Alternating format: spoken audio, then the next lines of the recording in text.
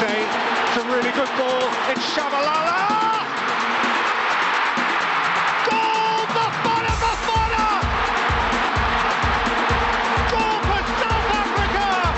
Goal for all Africa! Frank de Boer speelt de bal. Heel goed naar Dennis Bergkamp. Dennis Bergkamp! Dennis Bergkamp neemt de bal aan! Dennis Bergkamp! Dennis Bergkamp! Dennis Bergkamp! Dennis Bergkamp! Dennis Bergkamp! جهانبخش ابن عالی پاس خوب سردار میچرخه پاس تو در محبی گلش کن گلش کن گلش کن گلش کن گل گل برای ایران ¡Golazo! Argentino, argentino, argentino, genio, fenómeno, ídolo, maestro. ¡Qué golazo de Messi! Uno más. Goal! Goal! Goal! Goal! Total José! Goal of Aristeas! Goal of Aristeas! Treleni total. Howard gratefully claims it. Distribution, brilliant. Landon Donovan, there are things on here for the USA. Can they do it here? Cross, and Dempsey's denied again, and Donovan has scored! Oh, can you believe this? Go, go, USA! Certainly through. Oh, it's incredible. You could not write a script like this.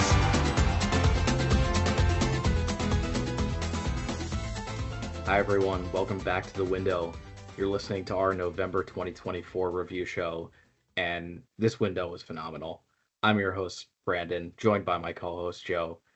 Joe, I can't wait to get into this November window. We had all kinds of things concluding. AFCON field is complete. UEFA Nations League coming to a conclusion. CONCACAF Nations League coming to a conclusion and getting to the semifinals. OFC World Cup qualifying, getting to the last four to determine who was going to take that World Cup spot. It was a phenomenal window, and we now know a lot. We're going to be shifting out of some of these tournaments and into the next round, into the finals, and it was not short of drama, that's for sure. This window had drama top to bottom all across the globe. We're going to start with Africa. Joe, the AFCON field is complete. We have all 24 teams, and to probably neither of our surprise, the field does not look like we expected it to. It looks great. I'm excited for this one. There are definitely some surprises in there, which we'll get to, but yeah, it was fantastic and came down to the wire for quite a few teams actually. So yeah, it made it very exciting, and man, Africa never fails to deliver. So it does not. Awesome. And you look at the final table, only one team across all 48 teams that were in this round of qualifying won all 6 of their matches. And that's the team that was already qualified. So tells you it was just so tight beginning to end. And you'll see by this field, there are a lot of teams in that were not initially expected to be in. And as a result, there are a number of teams that didn't make the field that heading into the tournament definitely thought we would see at AFCON, but we will not. Group A was wild. Group A had Comoros, Tunisia, the Gambia, and Madagascar. We knew coming into this window that Tunisia looked likely to claim one of those spots, but it certainly wasn't certain. And it felt like the last spot would come down to Comoros and the Gambia. That is what happened. However, Tunisia didn't make it easy. And that first match, the Comoros-Gambia, that was really it. That was the one that we were keeping an eye on. Comoros pulled out a really, really important 2-1 win over the Gambia and clinched their spot in AFCON. And that was one that we had circled. Did you get to see any of that game? Were you impressed by the Comoros? Were you surprised by the result? I was not surprised by the result. I was impressed by Comoros once again, particularly Rafiki Said, who was in our team of the window in October. He was not included in this one, but he was the one that got them on the scoreboard to start out with. And then that man, Malida, again, pops up with another goal. he has impeccable timing, and he did it again. So Comoros getting a really solid win over the Gambia. They played really well. The Gambia played well also. Actually, they did get a win this window, but it was one win too slow. They beat Tunisia in the last match, which was a great result for them, and a bit surprising, bit not surprising at the same time. I mean, Tunisia seems to be on a bit of a downward slope at the moment. They have qualified for AFCON, but their federation is a disaster. They still haven't found a coach yet. It's really interesting. So that meant that Comoros won the group, which is which is really quite something. So yeah, I'm very excited about this, and I did get to catch the whole game. And funny enough, I was sitting in an auto repair shop watching the game because I was getting my car to watch a Comoros game. I was getting my car worked on. So yeah, I timed that to perfection, and nice. Yeah, it was fantastic. So yeah, there's definitely no better place to watch a game. So yeah, and looking back, the point that Tunisia got, which the Comoros and Gambia match was the one that we were keeping an eye on, at least before the final match day, but Tunisia did not make it easy. They picked up a 3-2 win over Madagascar, but it wasn't easy. Like they've really made it difficult on themselves, and had they not gotten that point or even taken a loss, their position at the finals was certainly in jeopardy. But ultimately, they did get the job done, and we will see them at AFCON. But I don't think either of us are feeling overly optimistic about where Tunisia's at right now. Definitely not. And I think there's going to be AFCON is a year away, and a lot can change in that amount of time. So we'll be keeping an eye on it for sure. But I mean, players not accepting call-ups, not coming into the squad, finding excuses, like this could get worse, this could get better. It's just going to be really interesting to see. I will also point out that in that game against Madagascar, in the first match day of this window, they scored 3 goals. First time that they scored more than 2 all year long. So it's good to see that. I think it speaks a little bit more to Madagascar and the troubles that they had, that they could leak 3 goals to Tunisia. Yep. But anyways, yeah. So props to Comoros, props to Tunisia. The Gambia, well, McKinstry is still managing, so we'll see if that lasts, and maybe they'll stick with him. He is still fairly fresh, and I would have been actually a little surprised if they had actually let him go. I think he has sold them on this type of process, and there's still World Cup qualifying to handle. So I suspect that he's going to stay in that position. I don't think they're going to get rid of him. I could be completely off base, but that's kind of how I'm feeling at the moment. Yeah. So yeah, I do think there are two ways to look at it. Obviously, it's incredibly disappointing for the Gambia. We've talked a lot on our shows about the level of talent that they have, and not being able to finish top 2 in a group of 4 is certainly disappointing. Tunisia and Comoros are very good teams. You're not looking at one of these other groups, and no disrespect to some of these other squads. A Botswana that qualified, they came, I think, and surprised a lot of people. I don't think Comoros or Tunisia really surprised anyone with the quality that they put out there, and somebody in this group had to miss out, and they finished 2 points behind Tunisia. They finished 4 points behind Comoros. Clearly the third best team, but just not good enough. So we'll see. I'm a little bit less optimistic than you, but I do think this was a tough ask. Yeah. And and I guess the other piece that I would point out in this group before we move on is first of all, I'm really excited to see what Comoros can do at AFCON. Like, I hope that they are able to keep this momentum, because the international game is so, like, what am I looking for? Crest and Ebbs and flows, ebbs and flows, peaks right? and Like, it's valleys. peaks and valleys, ups and downs, all. And so in order for a team to keep the momentum going, it can be quite difficult. Yeah. And yeah, they've just really impressed, and we've waxed lyrical about them. So I don't want to, I don't want to keep going and going and going. But no, I was super happy with them. I felt like Zaidou Youssef, who was their new call up, was a huge addition for them in the midfield. We kind of knew that he would be, but he kind of engineered and steered in major ways in both of the matches that they played. And so I was really thrilled with that.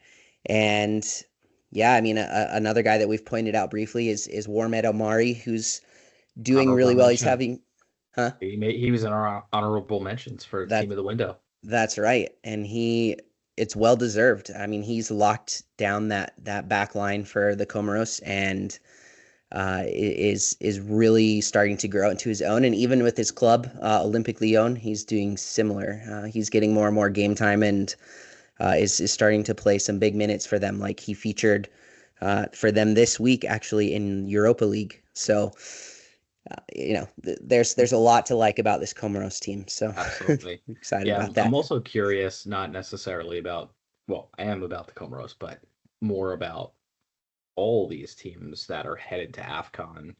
And I guess the teams that aren't is just how they approach World Cup qualifying. Because with World Cup qualifying, you've got these big groups where the top team is going to qualify and not even second place. Well, second place is not necessarily going to be good enough to get you to the playoffs. You might see some of these teams get eliminated, and it'll be interesting to see how they handle their rosters ahead of AFCON, or if teams are just thinking about the next AFCON and down the line. Just some of the changes in rosters that we see in World Cup qualifying next year. It's going to be interesting to see, a team like the Gambia, for example, does their approach change or not? Right. Yeah, agreed. And sorry, one more quick point. I would say, again, going back to the Comoros, very impressed with what Stefano Cassin has done with them, right? So they brought him in just last year in the November window. I think it was November, maybe October. But anyways, so he's been in for a year now, and he's taken them to incredible heights already. And so well done to the Canadian for doing that. All right. Group B. Morocco, as I mentioned, had won all 6 matches. They were already in the tournament as hosts. Gabon joined them in second place out of this group. Not a whole lot of surprise here. Not a whole lot of drama either in this group. Gabon was the team I think we really identified up front. They came out in their first game and lost 5-1 to Morocco. Didn't matter, but not necessarily the way you went ahead and picked up a win over the Central African Republic, which ultimately they didn't need. So, not a whole lot from Gabon this window. They're a team I think we'll see how they do at AFCON. I don't think they're going to be favored very highly, is my initial view on the Gabon team. Yeah, I would agree. I would be equally, I don't know what the word is I'm trying to say here, but look, like, Morocco is going to be really tough to beat. They're going to be at home. They look incredible right now. So I mean, for me at the moment, they are the favorite.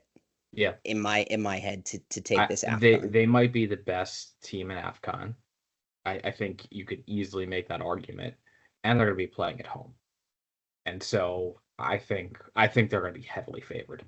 I don't think there's going to be another team in Africa that's even going to be close when you look at some of the odds makers when they come out with some of the lines for AFCON. Once we know what the groups are, I would have to assume Morocco is going to be the overwhelming favorite. Yeah. Which, speaking of, there's been no information released on the draw yet, so we know nothing. We don't know when it's going to take place. No idea. Connections in CAF, but CAF Media, if you're listening, you can send us an email. Hit me up at weglobalfootball@gmail.com. You can send me whatever thoughts are on your mind. Be happy to get some info for our listeners, but no, nothing yet on the AFCON draw format. I think it's going to be some time. Um, I don't. I think they're still really working on tournament logistics. I don't even believe tickets have gone on sale yet. So there's still a lot to come with AFCON. CAF is not hasty. They they're not doing things a year in advance. They're not doing things, that far in advance. So Yeah. it's going to take some time to work all that out with the draw Yeah. and how teams are going to be placed into pots and so forth. So more to come, but yeah, once we have more information, we'll be sharing that with you. Just on Gabon, do you have any inkling or any suspicion that they could potentially be a dark horse? Um, I think maybe, but I think we're really going to need to see how the draw and the groups shape out. I think Gabon is a solid squad. Like, I think they're probably, I don't know, maybe around the 15th best team or so in Africa, something like that. Um, which, yeah, I mean, I think that's good enough to get out of the group. Yeah. So I think that's certainly within reach. Going deep into the tournament, I think a little less right now, but Yeah. I we'll see. I see them as almost like a kind of like a Mauritania Mhm. type that can get out of the group, maybe surprise, but yeah, I don't see them getting far. Yeah, But all yeah, right. I think that's fair with where they're at right now. Yeah. All right, so Group Speaking C. of Mauritania. um, Egypt has punched the spot, really dominated this group. A little surprised they only finished with 14 points, but they would have finished with more if not for their opponent in the last match day, Botswana, pulling out a 1-1 draw and taking the second spot in this group ahead of Mauritania and Cabo Verde. And the window Botswana had in October catapulted them into this position where they knew what they needed to do to qualify, and they got the job done. I mean, at the end of that match against Egypt, they were just hanging on there. They Yeah. knew it's like, just don't concede, don't concede, don't concede, Yes. and we're going to AFCON. And Egypt couldn't find the winner at home. It was crazy. They were getting absolutely peppered all over the place. I mean, the final shot tally was 22-4. I mean, Yeah. it's just wild. But And I mean, Egypt had that's nothing to play for, too. yeah, exactly. But that's how Botswana has done it. I mean, they've just been able to lock teams down. I mean, Egypt is the only team in this entire group that's been able to score more than one goal on them. And even That's pretty- even in this pretty game, incredible.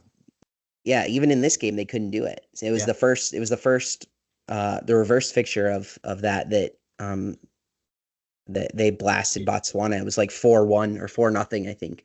Yeah. So Botswana qualifies with a -3 goal differential, it's so wild. which they're not the only team. We'll go through some of these teams. There are a decent amount of teams that qualified with a negative goal differential. Gabon did. Gabon had a -2. Equatorial Guinea -3. Sudan -2, which we'll talk about in a little bit. But Yeah. yeah, it was really, really interesting to see just in some of these groups the top teams just really pile on, and it's kind of like whoever can survive the rest is going to be the one to claim that second spot. And I don't know how I feel about Botswana. I'm probably less optimistic about them than I am about Gabon. Yeah. But they're okay. They're not bad, and they played well enough to get there.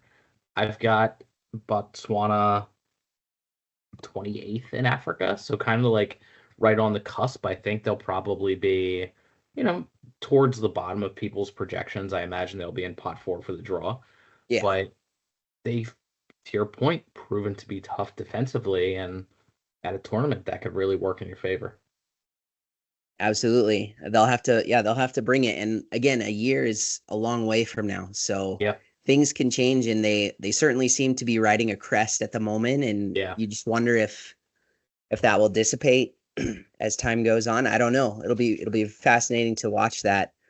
Um, and for Mauritania, a little disappointing. We've talked about Cape Verde already and how that's Yeah. like super disappointing. Like they that was just a really poor campaign from them the last 3 months. But for Mauritania, they were super close. But that first game that they had against Botswana, they needed to get a win there, and they couldn't find a way. Again, Yep. Botswana just shut them down. It was a very even match. They just neither side could find a winner. So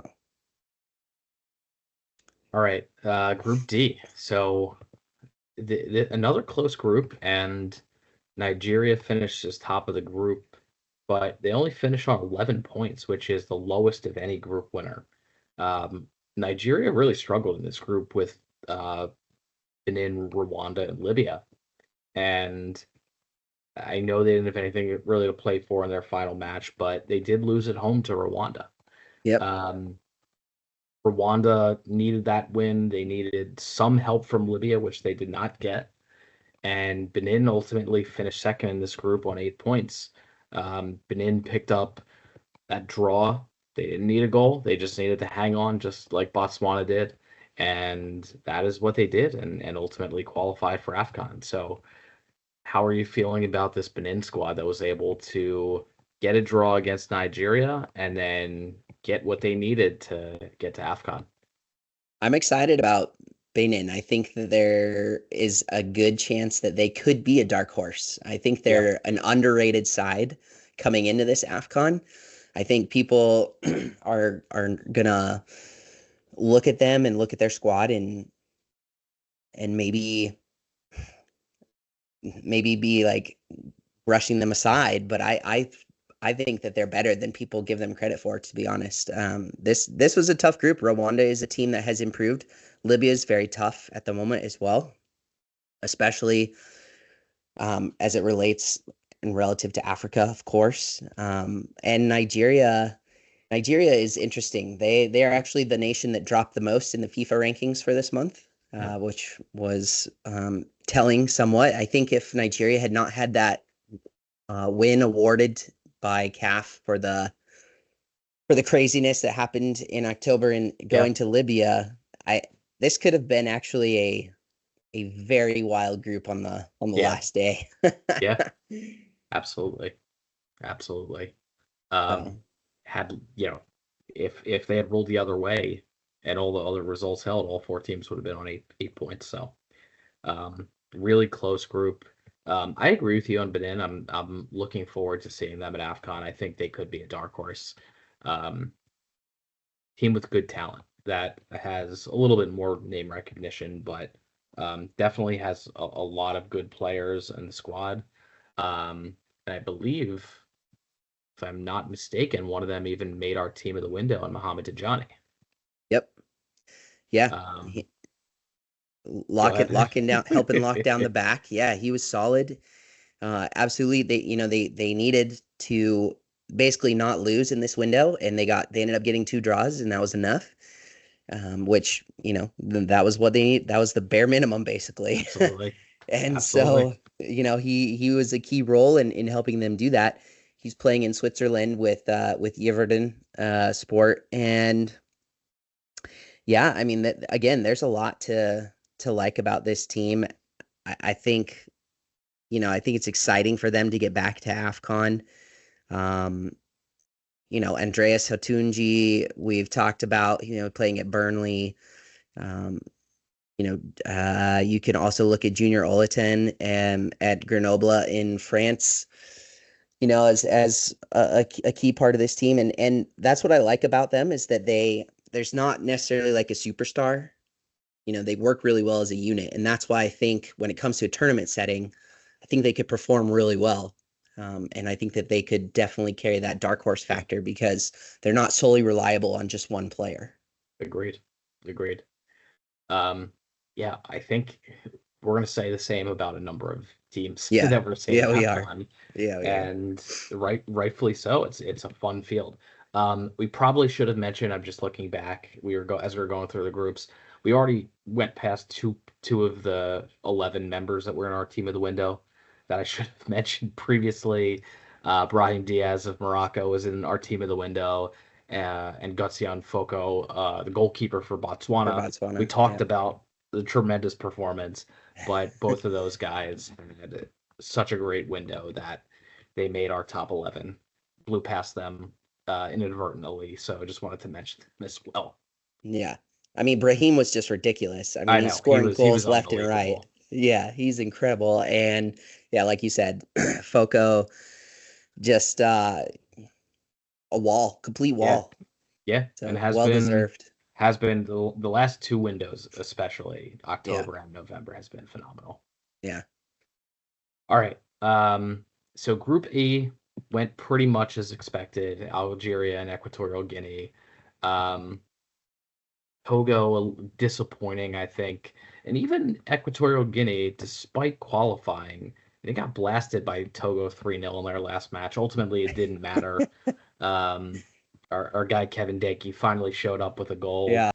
Too little, too late. But Equatorial Guinea looked okay. They got a draw against Algeria in the first match. That was really all they needed. Didn't need anything. Came out of this window with just 1 point. But I'm not really sure how I feel about Equatorial Guinea. Maybe we see Nsue back in AFCON. I mean, it's not out of the realm of possibility. So I really feel like that is going to be the differentiator. I think if he can get back into the squad, clearly you look at their performance in qualifying, and they scored 5 goals in 6 matches. Like that's an element they were obviously missing, and I think that's going to be the difference. I think if he's able to come back, I think they have the potential to make the run that they made at the last AFCON. Yeah, I totally agree. I don't actually have anything to add to that. I think you covered it very well. I would agree with everything you said. All right. Well, given that, let's move on to Group F, because Group F, we knew that Angola was going to be there, but Ghana finished last on 3 points, and they were 4 points behind the third place team. I mean, this was about as woeful as it gets. And despite it being about as woeful as it gets, for a brief moment in the final match day, they were still in it. They had a chance to actually get in. Yeah. And Sudan, unbelievable, held on against Angola. But yeah, it was tense. It was tense. It was really tense. Sudan took it to the last match day. They could have got it done and dusted with early, nothing to worry about against Niger, but Niger came flying out of the gates, rolled out 4-0 winners. I watched that game, and it was not even like Sudan just looked like deer in headlights. Yeah, just they looked totally shell shocked, and so I think that there was maybe a mentality piece going into that game. Maybe they were a little too eager, and so there was a lot of prep that had to be done for definitely the harder match against Angola. Yes. And they were able to get a point against the group winners and a team that we both really enjoy, and that sealed the deal because, again, Niger did what they had to do. They beat Ghana, so if Angola had scored, there would have been a reversal there, and we'd be talking about Niger going to AFCON, which just blows my mind.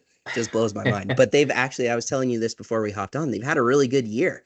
They have. I mean, they sit second in their World Cup qualifying group. Niger does. So I mean, and this team is starting to kind of pick up steam a little bit. I feel like, when we think of Niger, I think we oftentimes think of one of kind of the cellar dwellers in Africa. Yeah. But I feel like they're kind of starting to pick themselves up off the floor, and if I'm being honest with you, I think one of the players that was really key to that for them this month, excuse me, was Ali Mohammed. He was back for them. He'd been out for a while. I don't think he'd been seen since March, so he had missed everything. He came back in this window. I think he played a huge role for them, and if they can continue to bring him in, which I'm sure they want to do, Yeah. you know, he'll be key for them. You've got Sako at Rostov in Russia. You've got Sosa playing really well for the club in Ukraine. Krivbas, I think is how you say it. So anyways, I mean, there's, they're starting to put pieces together to put, this team. And I mean, I don't even know the last time that Niger beat Ghana, or if they ever had. I probably should have looked that up before coming into this. But I would be surprised if they had never beaten Ghana before. Oh no, it looks like they did in the playoffs. Oh no, that's Chan though. Anyways, Yeah, so it's fun to think about. matches for the last 15 years and nothing there. So Yeah, well, it hasn't happened in at least 15 years if it's happened. Yeah. Yeah, interesting on Niger. I mean, I'm just looking. They didn't win a match between November 2021 and October 2023. They went almost 2 years without wins, but now you look at what they've done since then, and they've gotten 4 wins since October of last year. They've lost 6 matches, but they're all, you look down at their losses. There's a lot of 1-goal defeats. Yep. So they're playing everyone close. Yeah. And as you mentioned, they're doing well in their AFCON group. They've not played easy teams. You played Ghana twice. You played Angola twice. Playing Togo, Senegal, Zambia. They've played Algeria twice in March 23. I mean, they're playing very good teams. Yeah. And are hanging in there. So I agree. I think, they made the play and ultimately didn't get in. But in terms of form, right now it looks like, Niger might be playing a little bit better than Sudan is.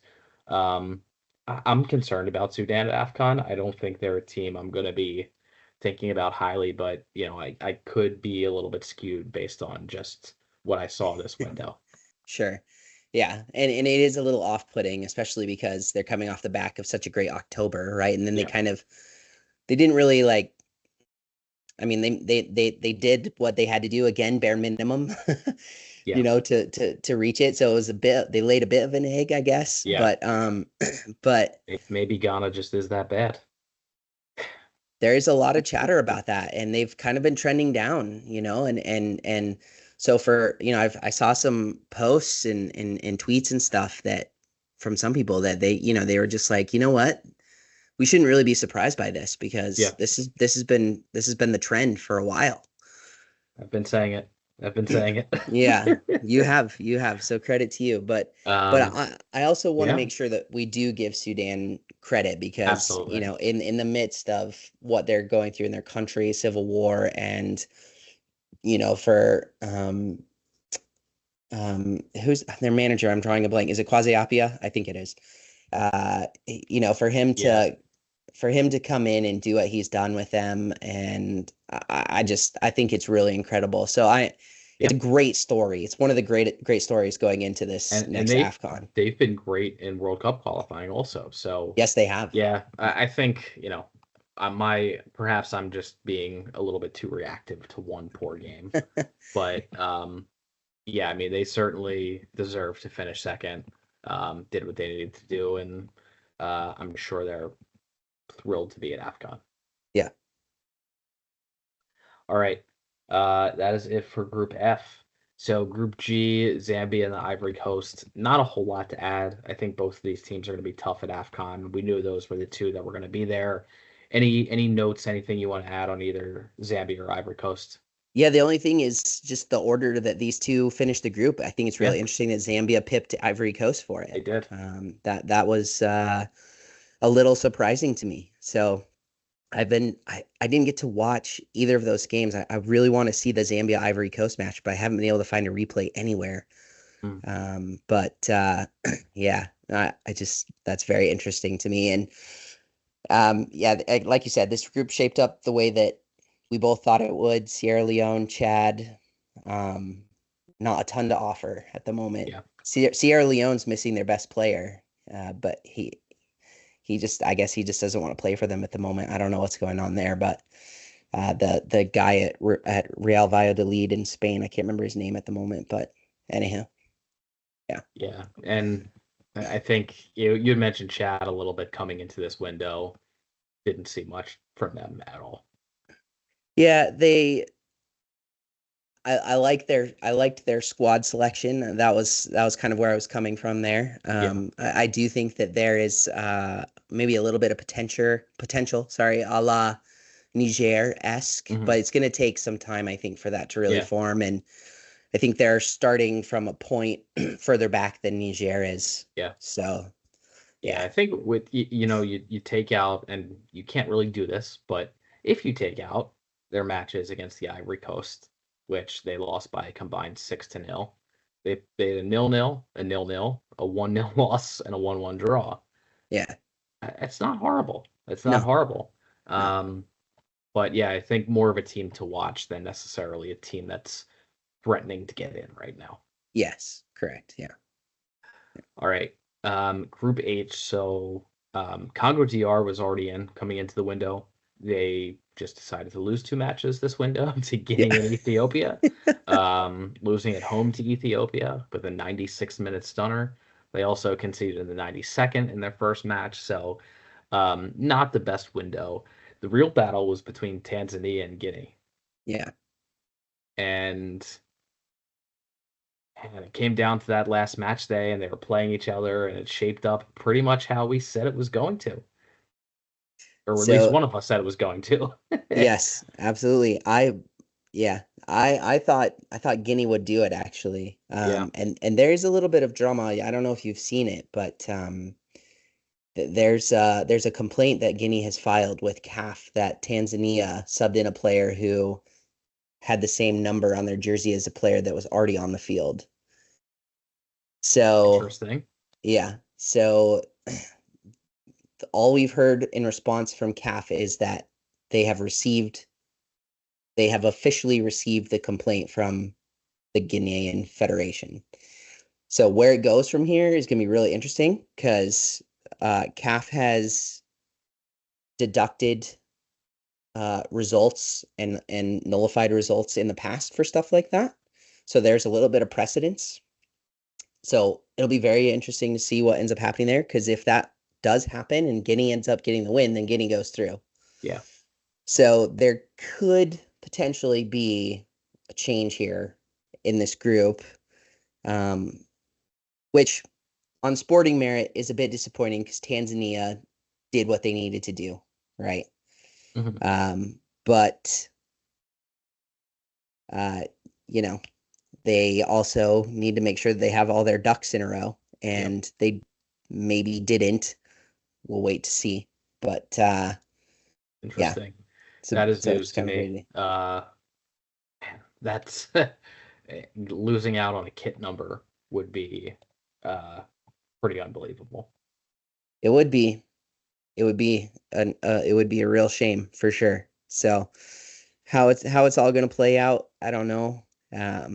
But for now it's Tanzania. For now it's Tanzania, and Simone Msuva pops up with a goal. Currently plays in Iraq. Huge goal for them. He actually scored in both games in this window, which he had a pretty good window. Didn't sneak on our team of the window, but he was thereabouts in the conversation for sure. So, yeah. We did have a Tanzania member, Mohammed Husseini, and we did honorable mention list. Yes. But Tanzania really, they locked things down. Defeated Ethiopia 2-0, defeated Guinea 2-0. Not conceding at all. They needed it, and they got both wins and are back at AFCON. Yep. Temporarily and possibly permanently. For sure. All right. Heading down to Group I. Group I did not have much drama when all was said and done.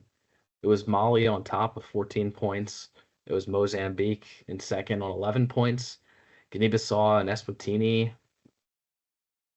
far in the rearview mirror. But Guinea-Bissau is a team that, we were talking about, and just this last match, they just couldn't get anything going against Mozambique. They pulled one goal, but ultimately was not enough, and Mozambique gets the win at Guinea-Bissau and qualifies for AFCON.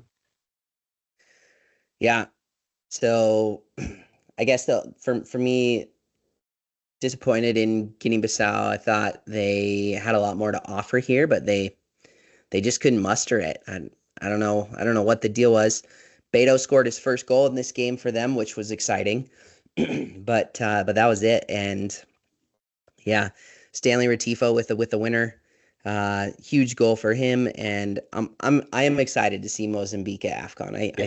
I think they'll be a fun team to watch. They're a team that is like sneaky to me. Yes. So they'll they were there earlier this year. They were in a super tough group. Maybe they'll get a little bit of a better draw this time. Who knows? Or maybe not, and maybe they'll be able to do a little bit more than they did. They didn't win a game. So I am optimistic. Like I think they will get out of the group. I will make that prediction before I even know what the situation is, but right. I am optimistic that Mozambique will get out of the group. Nice.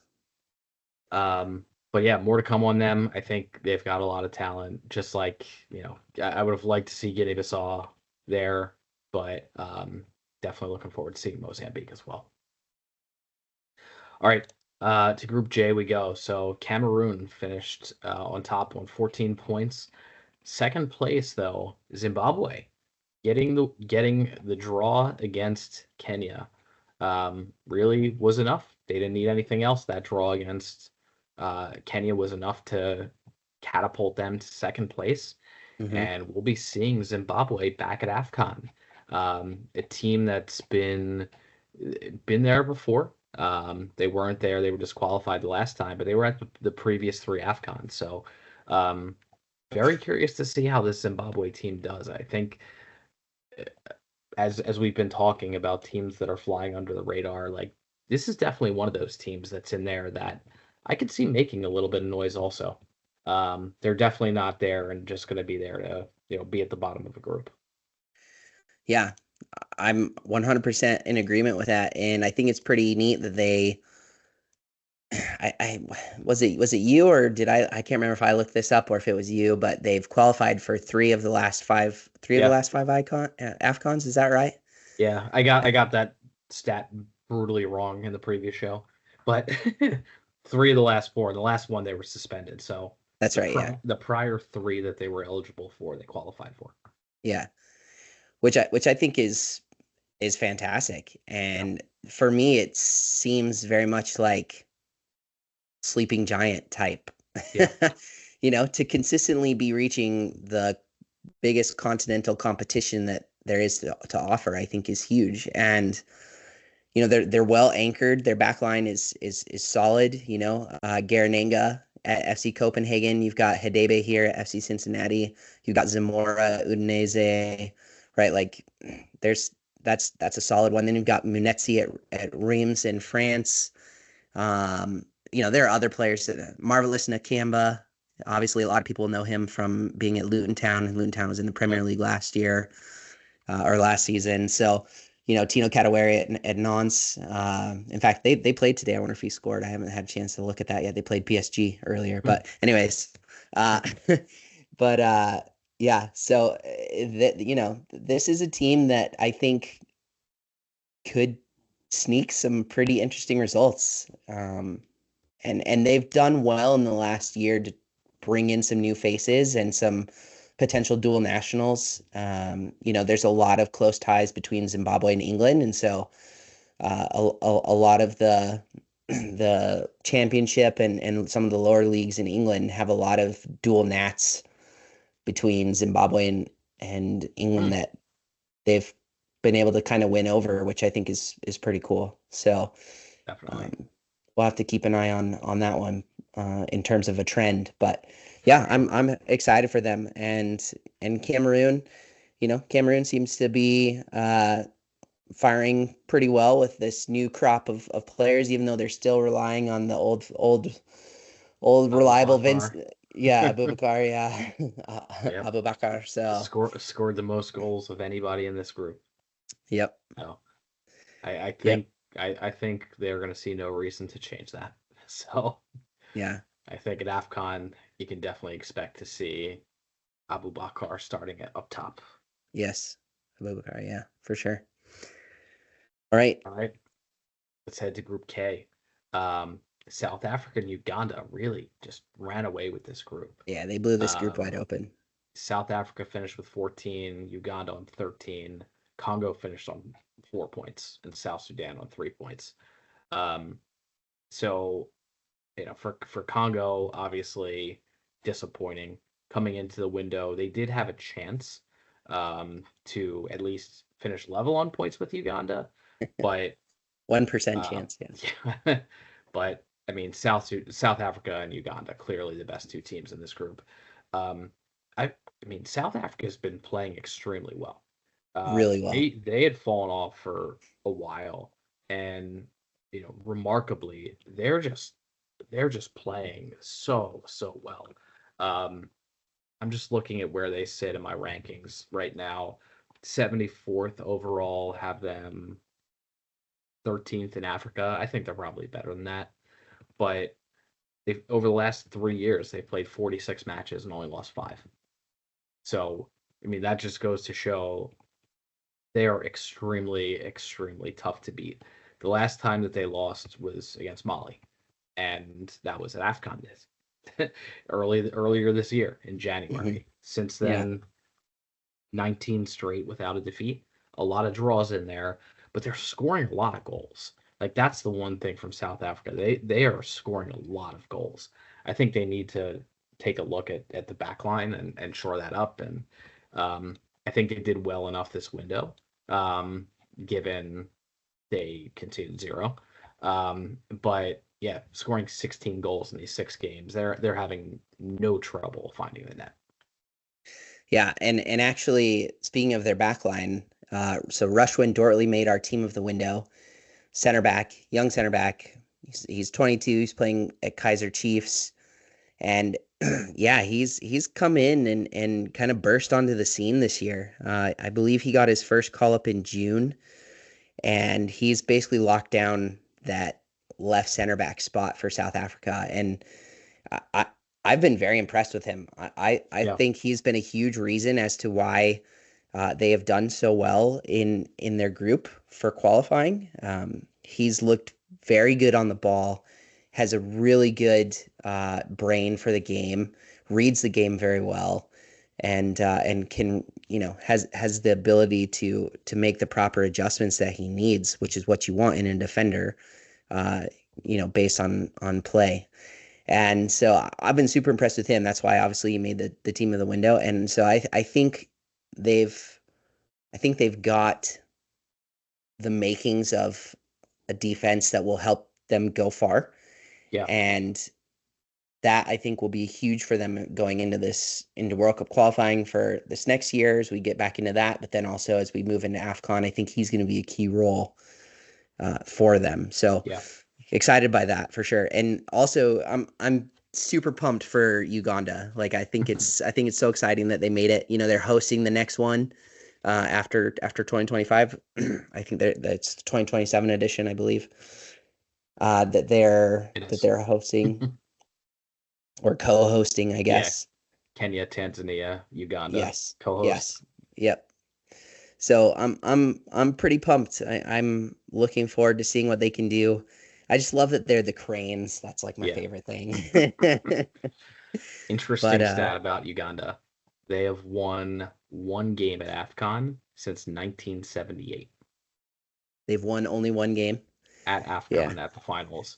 And they've only won matches at AFCON in 2 editions ever. They won 1 match in the 2019 edition. They actually won 3 matches and finished as runner-up in that 1978 edition.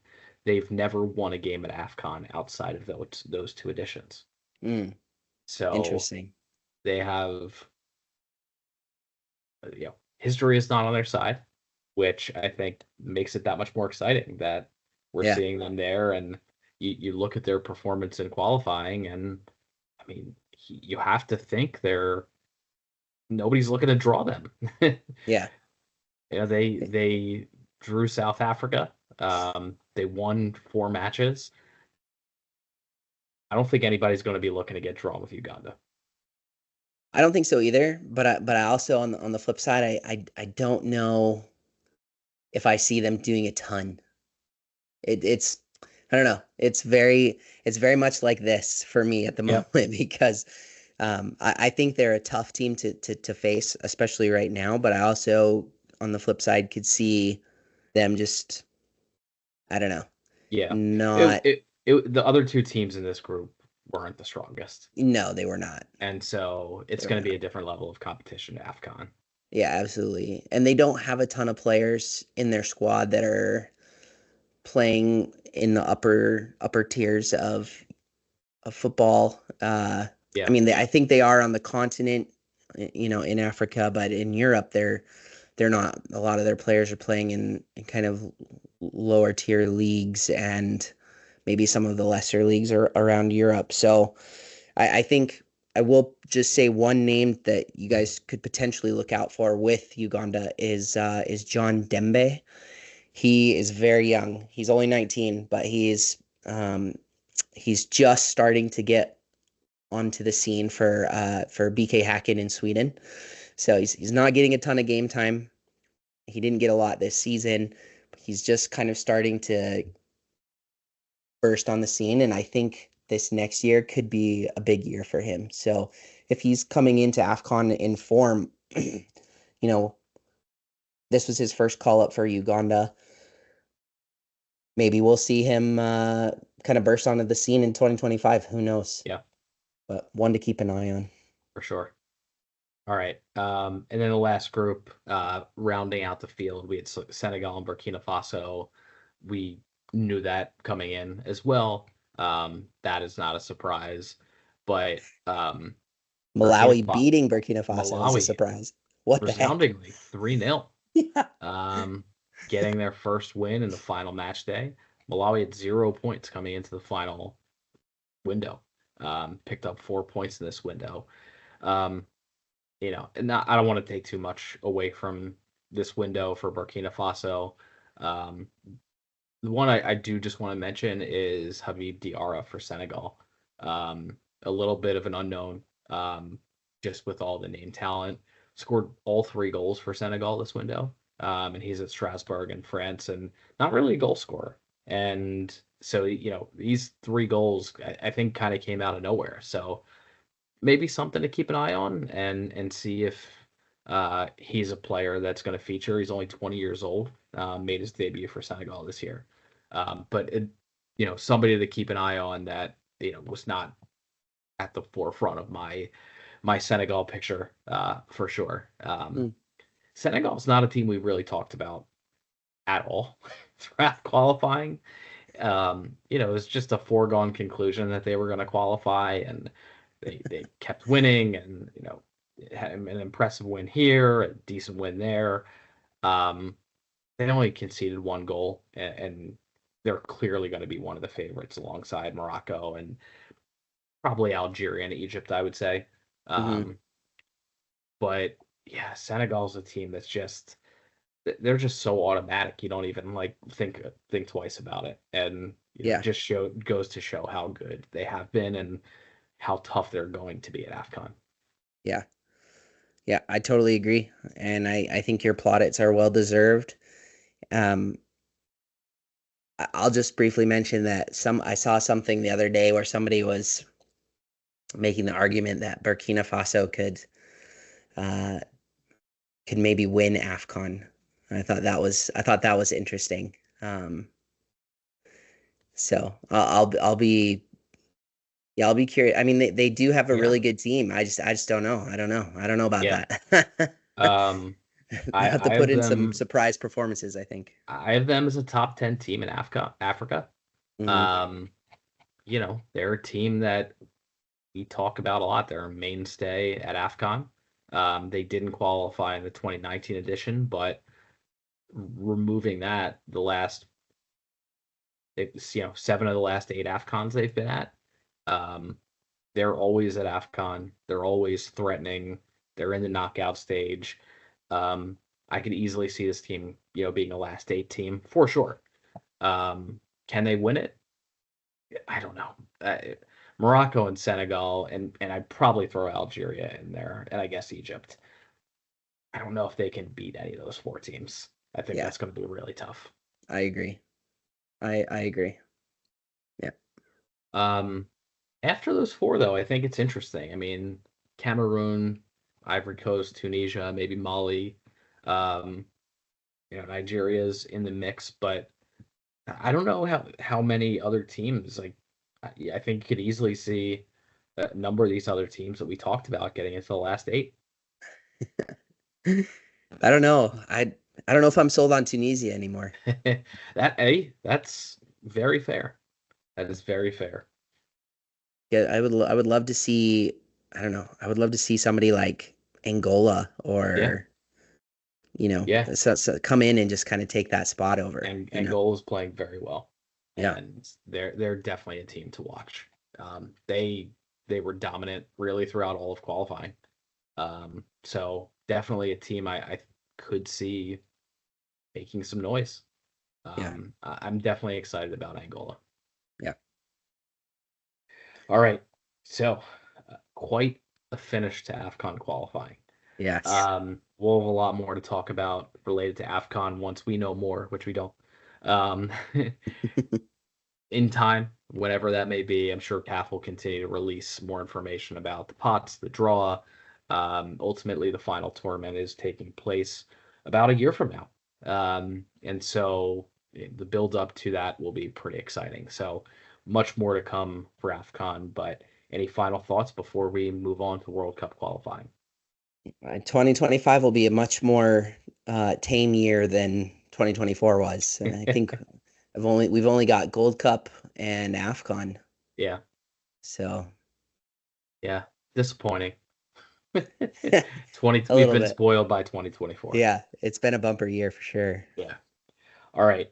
So with Africa concluded, we're going to head over to World Cup qualifying. We had three confederations involved in the middle, concluding pieces of their World Cup qualifying. We had CONMEBOL, we had AFC, we had OFC. We're going to start with CONMEBOL, where we're starting to see teams inch closer to clinching those World Cup spots. And we're through 12 of 18 match days. We've been talking about this one round of CONMEBOL World Cup qualifying for over a year now. Um, but I think we're starting to see some separation. And, as we've been talking about CONMEBOL, most months we've been talking about really a top five in Argentina, Uruguay, Ecuador, Colombia, and Brazil. That's the order they sit now.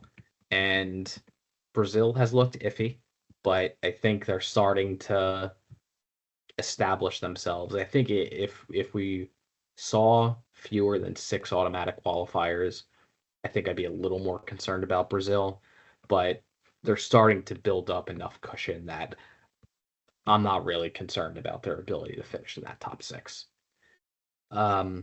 Uruguay was a team that you were concerned about. How Yeah. are you feeling now? Are you still concerned about Uruguay? No, not so much. They had a really good window. They had a huge win at home against Colombia. They played very well. It's about time. um, I was super happy with that, and then yeah, they ended up getting a draw away to Brazil, which is a good result for them, for Uruguay. So yeah, I'm feeling a lot more confident about where they're sitting at the moment. Um, we could see Argentina qualify in March Yeah. for the World Cup. There's kind of a there's kind of a 3-horse race going on. It could be Argentina, could be Japan, could be New Zealand. Yeah. So in March, that will kind of be decided who's going to be the first one non-host to reach the World Cup. I will say it could be Argentina, it could be Japan, or it could be New Zealand or Fiji or Tahiti or New Caledonia. This is true. Because one of those 4 teams will qualify in March. Yes, that is true. That is true. You are correct. Yes. I guess I was hedging my bets. So Argentina's close though. Argentina's very close. So they're looking good. Not surprised at all. Uruguay's looking good. Ecuador's looking fantastic. Yeah. We talked about this in the preview show. If they had not had that 3-point deduction, they'd be sitting in second place right now. Yep. Just 2 points back. No, 3 points back from Argentina. Yeah. Which is really incredible. Ecuador also, I felt like, had a pretty fantastic window. They beat Bolivia quite handily at home. In Ecuador, and then they went to Colombia and they got a win playing down a man for more than a half, which is unbelievable. So I guess it was their opponent, it was Colombia, who it was their turn to just kind of have like a disappointing window. They ended up losing both of their games. But I'm not really worried about Colombia either. I think they'll be fine. Yeah, Ecuador's been phenomenal. Really good, yeah. I think they've been the second best team in qualifying. And that's not just because they would be second on points, but I think they've been consistent throughout. I think a number of other teams have had periods where they haven't looked good or haven't been able to find goals or whatever the case may be. Ecuador's only conceded 4 goals. 4 goals. I was going to say the same thing too. Yeah, that's insane. Unbelievable. That's unbelievable. And I mean, I know that CONMEBOL is notoriously low scoring compared to other confederations. But keeper Hernan Galindez made our honorable mentions for team of the window, and Ecuador is just impenetrable right now. Yeah. They're so solid defensively.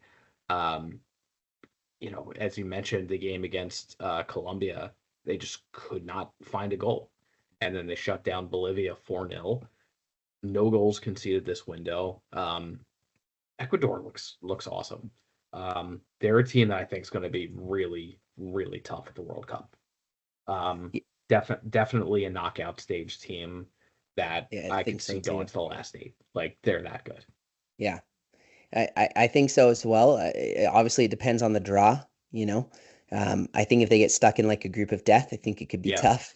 Yeah. But yeah, I like what they're doing right now. And I mean, if the World Cup was like tomorrow, they would definitely be a team that I think is super hot at the moment. And coming in really good form. So yeah, we'll just have to see how it plays out, but they're looking very strong for and they keep climbing the FIFA rankings, and they have work to do. And I've lamented about the FIFA rankings for quite some time. They're a team that I think is being penalized by the slow moving pieces of the FIFA rankings. Like, there's zero chance that the USA is better than Ecuador right now. Like, I love this USA team, and we'll talk about them in a bit, but they're not better than Ecuador at the moment. And the FIFA rankings are very slow to react.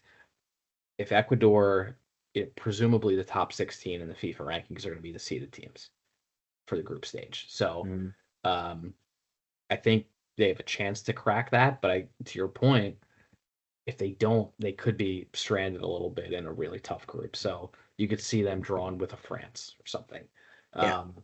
And that could be tough, but I really like what I see from them, and looking forward to just seeing them on that world stage in the not too distant future. Yeah, exactly. And I think another team that I really am liking what I'm seeing right now is Paraguay. Yeah. And they've now put some cushion between them and that 7th spot. There's a 4-point gap now. It's not huge, but it feels huge. It Like does. it feels like they're almost, this is so weird to say, but for me right now, it feels like they're uncatchable. Like I feel like Bolivia and I can understand feeling that way. yeah, like Bolivia and Venezuela, because I think even though Chile got a win, uh, which I don't know, Venezuela, I guess that's part and parcel of it, right? Like Yeah. like those four teams, Bolivia, Venezuela, Chile, even Peru, they're just kind of beating each other up now, Yeah. and Paraguay has found a way to rise above that.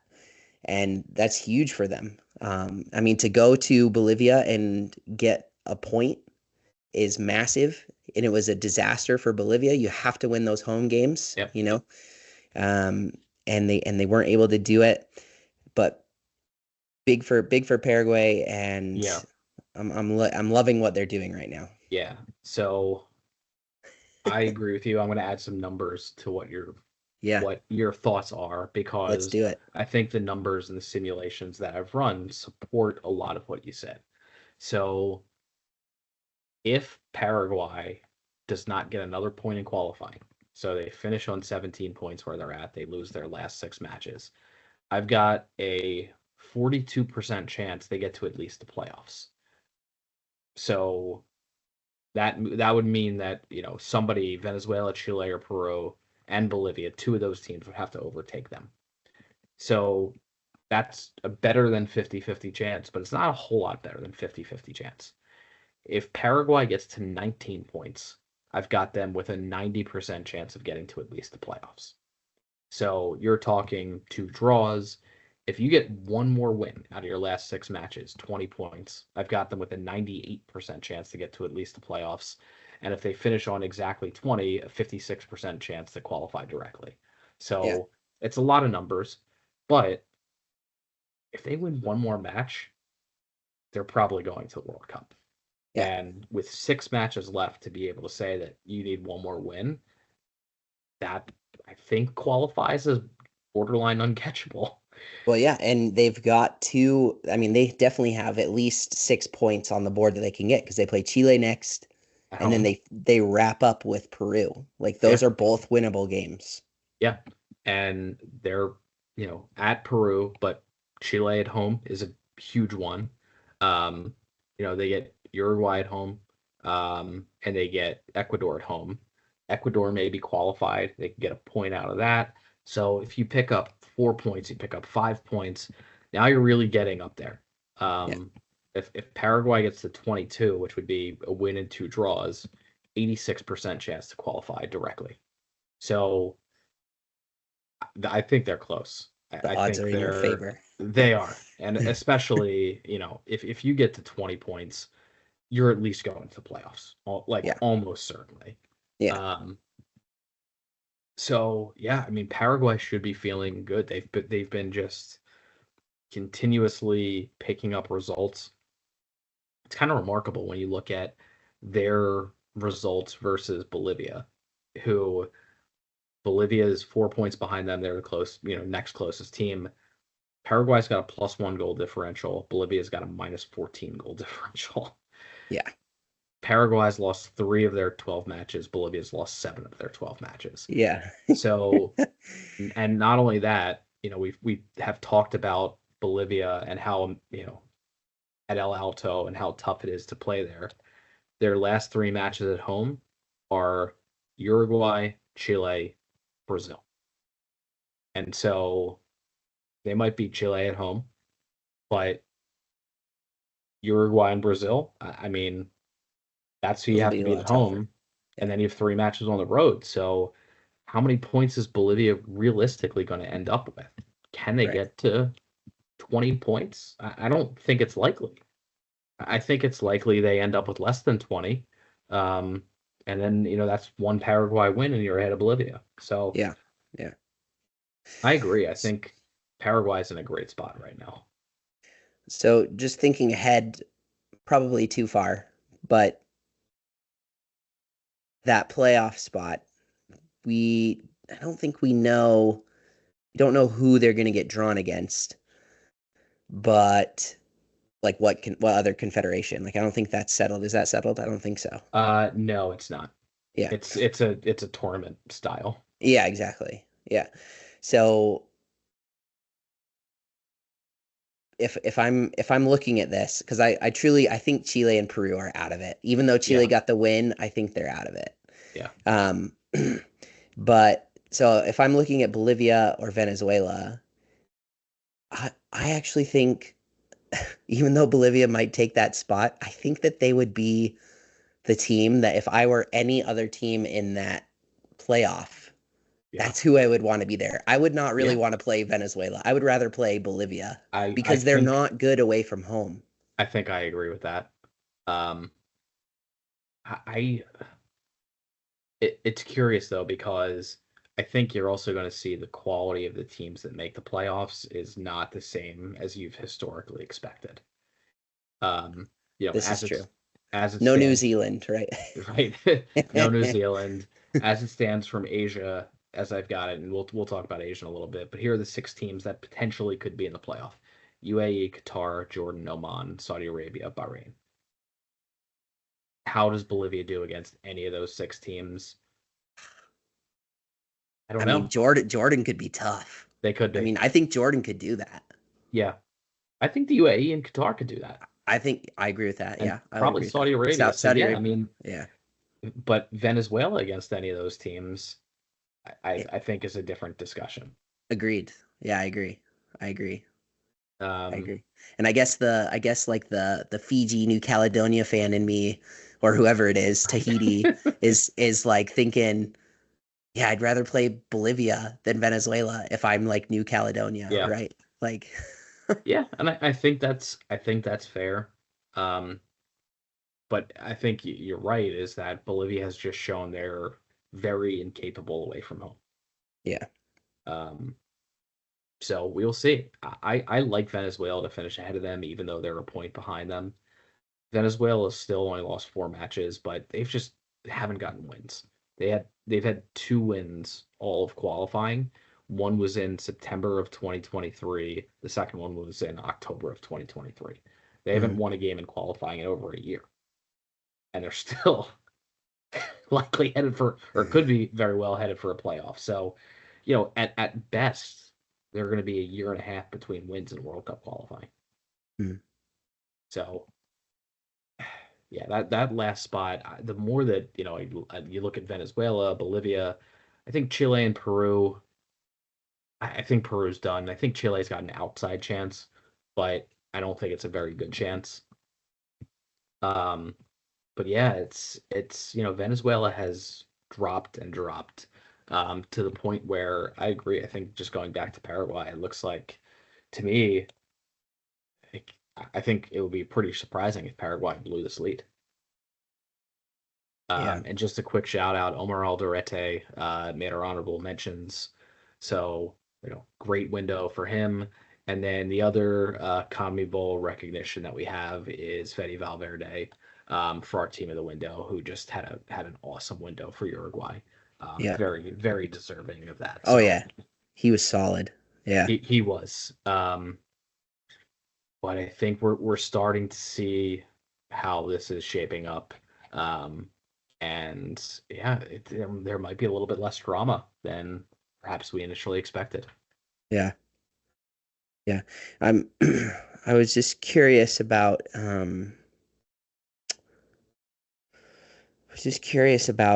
Boris Cespedes for Bolivia because I think he's a player for them that makes a huge difference when he's in the squad. And yeah, he hasn't been in since Copa. So that's interesting. I was just going to see if there's any correlation there, but anywho. All right, moving on. I do just want to point out Chile a little bit. They're a team we had not necessarily written off, but is up against, and they still are. But they had to have 3 points against Venezuela at home, and they got that. Lucas Cepeda scored twice against Venezuela. He is relatively new for Chile. He got called up in October. He made his debut in October, scored 2 goals against Venezuela, including the winner, the third goal, and the fourth goal. So, we've been desperate for Chile to find new talent. and Yeah. maybe May. he's a guy that could make some noise for them. Yep. All right.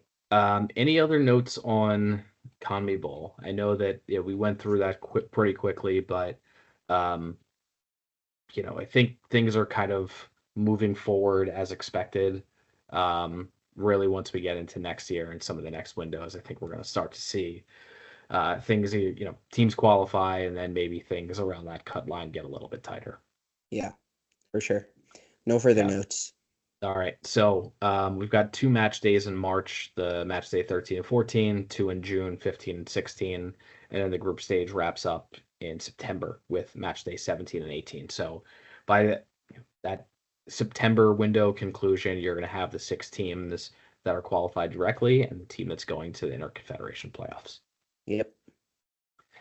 All right. So with CONMEBOL done, let's head over to another confederation that's right in the throes of their third round of qualifying, and that's AFC. So things are continuing as they have been thus far, but not 100% of the way. We've had a little bit of movement, particularly in Group B, but Group A got a little bit tighter. Yeah, it did.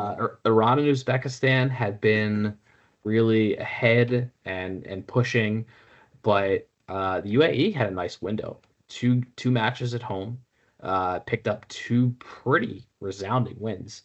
3-0 over Kyrgyzstan, and then a 5-0 win They over smashed Qatar. Qatar. I have to imagine that fans of the UAE are looking at this team and going, where was this in October? When, they lost to Uzbekistan, they drew North Korea at home.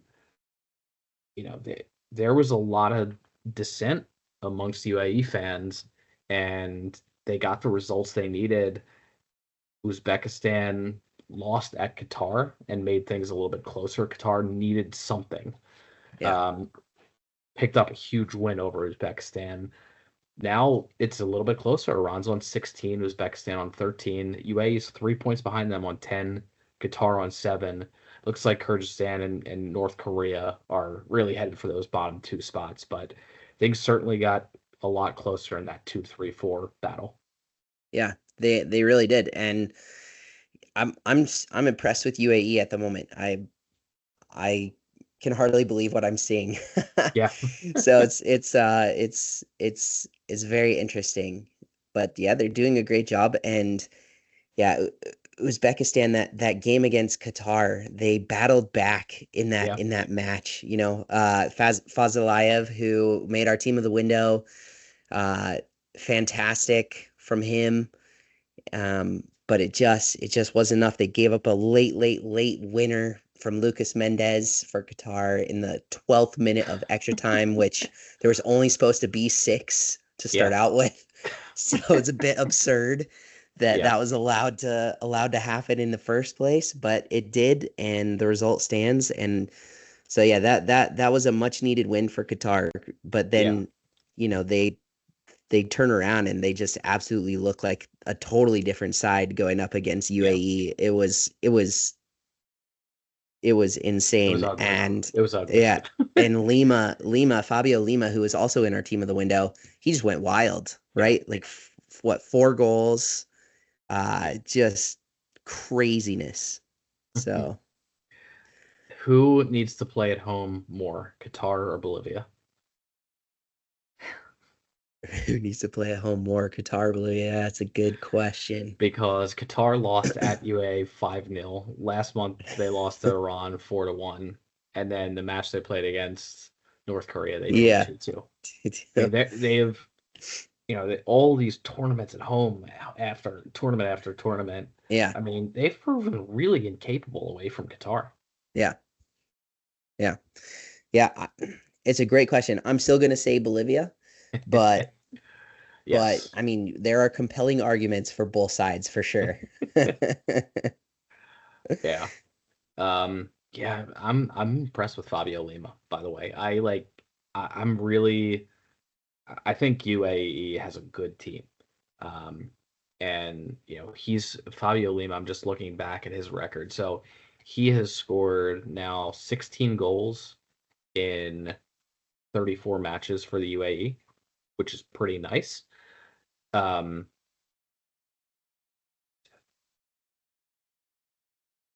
13 of those 16 goals have come in World Cup qualifying. He had 5 goals in 22 qualifying. He's up to 12 goals. He had 5 goals in 22 World Cup qualifying. He's up to 7 goals in 26 World Cup qualifying. So, I mean, he is coming to play on the big stage. It'll be very interesting to see what happens. UAE's got 2 games away from home in the March window. But they needed, they needed to get those wins. They did. They got Uzbekistan to slip up a bit. I think it opened the door slightly for them to potentially grab one of those top 2 spots. But, for sure, in my mind, they're going to be at least heading to the next round of qualifying. Yeah. Yeah.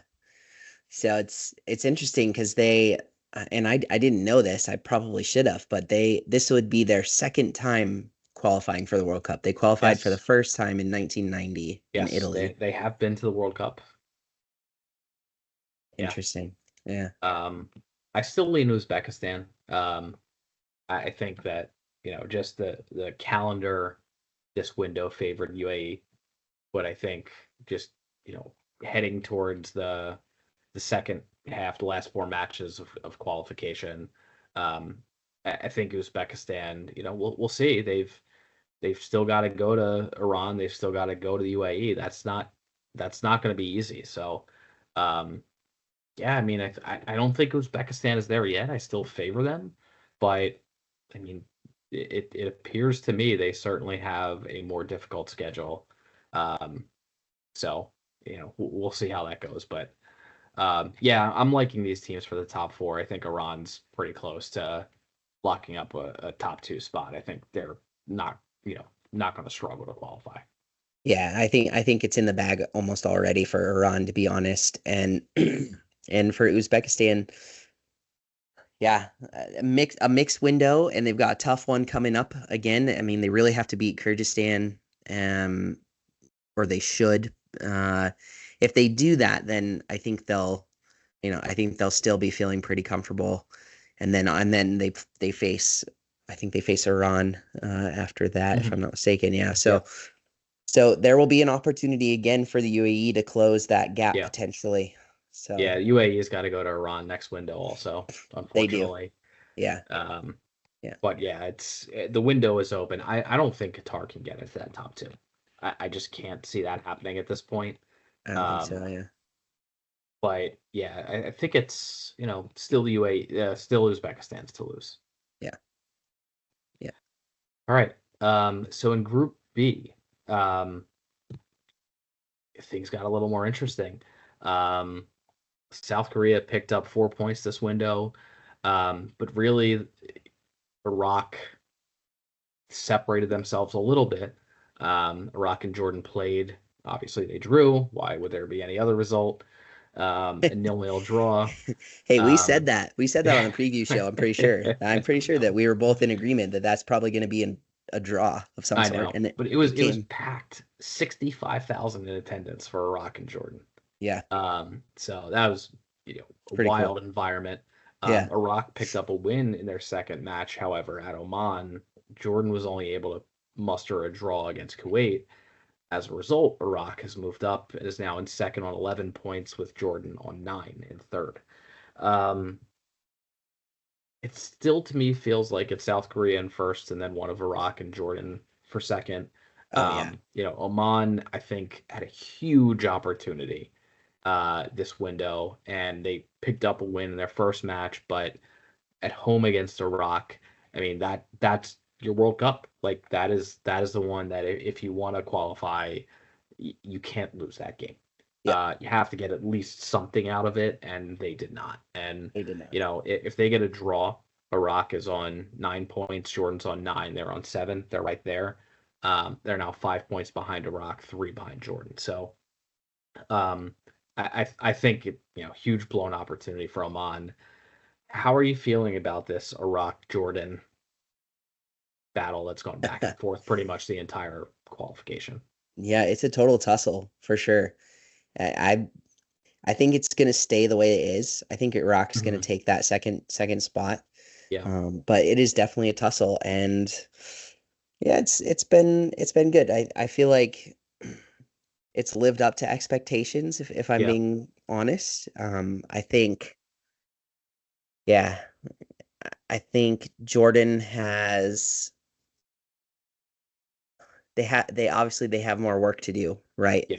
Um, uh, Yazan Al Naimat has been incredible for them though. He's been absolutely solid in terms of overall goal scoring for all of World Cup qualifying total. I'm pretty sure that he is sitting alone in like third or fourth spot right now. Let me just double check that because I tweeted this out the other day and now I've forgotten what I've forgotten the um but let me see if I can find it.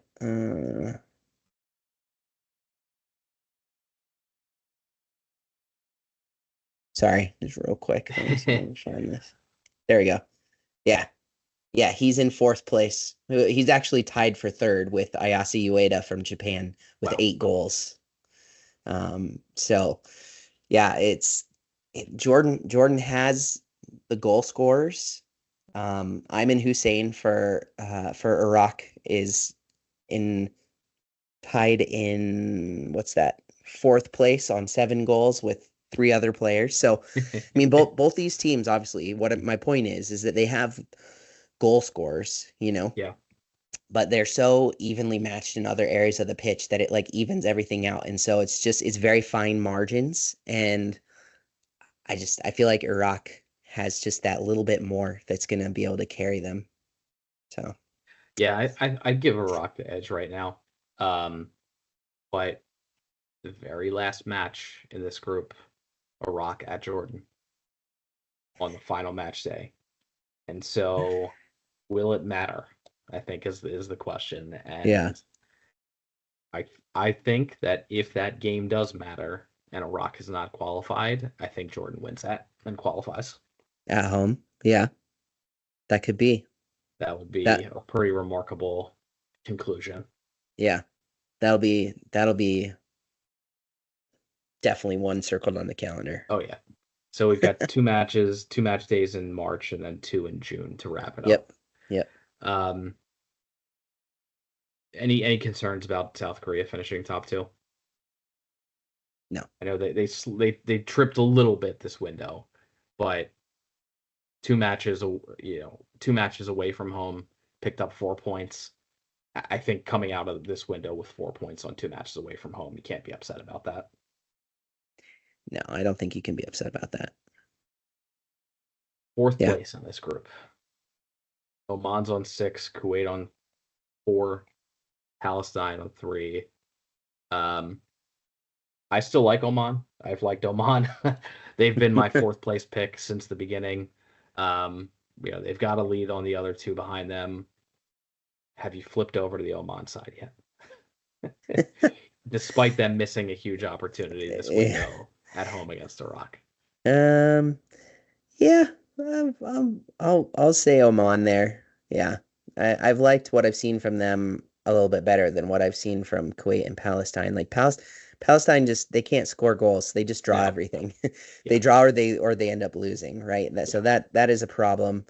They haven't figured that out. Kuwait is very similar. Like they just I can't even think of anyone for Kuwait off the top of my head. So, it's like I just don't see, and they've conceded the most goals out of anybody in the group. They've conceded 11 goals, so I don't see it. So yeah, I'd say Oman. Yeah, I also think Oman will still hang on and be able to do it, but yeah, missed opportunity to at least get something out of that match against Iraq. So, it could be someone other than Oman. I think like none of those 3 teams have really separated themselves, but Kuwait and Palestine have a combined 0 wins through qualifying this round so far. Let's talk What more about do you need to know? exactly. Well, let's talk about Group C, because that is certainly not the case in Group C. Dude, where this group is this wild, man. this group has been turned on its head. Japan is running away with it. They have 16 points through 6 matches. They've scored 22 goals, which is crazy. The other 5 teams combined have scored 26 goals. That's insane. And 5 teams are separated by exactly 1 point. Dude, Australia is on 7 points, but Indonesia is on 6, Saudi Arabia is on 6, Bahrain is on 6, and now China is also on 6. It's crazy. They've conceded 16 goals, but they're on 6 points. Yes. 16 goals.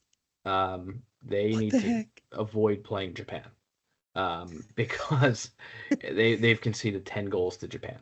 Yes, well, they're done. They're done with Japan. They don't play them again. They are, and they're the only team in this group that can say that. Other than Japan, of course. Yeah, right, yeah. But the other 4 teams all still have to play Japan. So we're pretty much starting from scratch. Australia's got a 1-point head start, but we're pretty much starting from scratch here. And all of these teams are so close that, I don't know if any other group even remotely close in terms of numbers.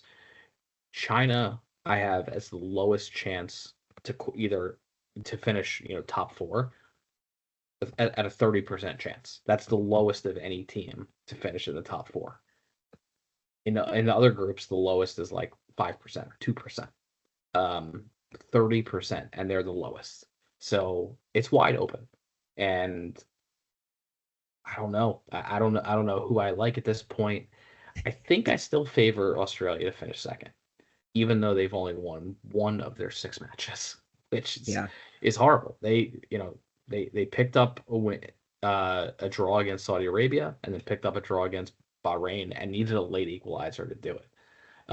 Had Bahrain held on against Australia, Bahrain would be in second place. Yeah.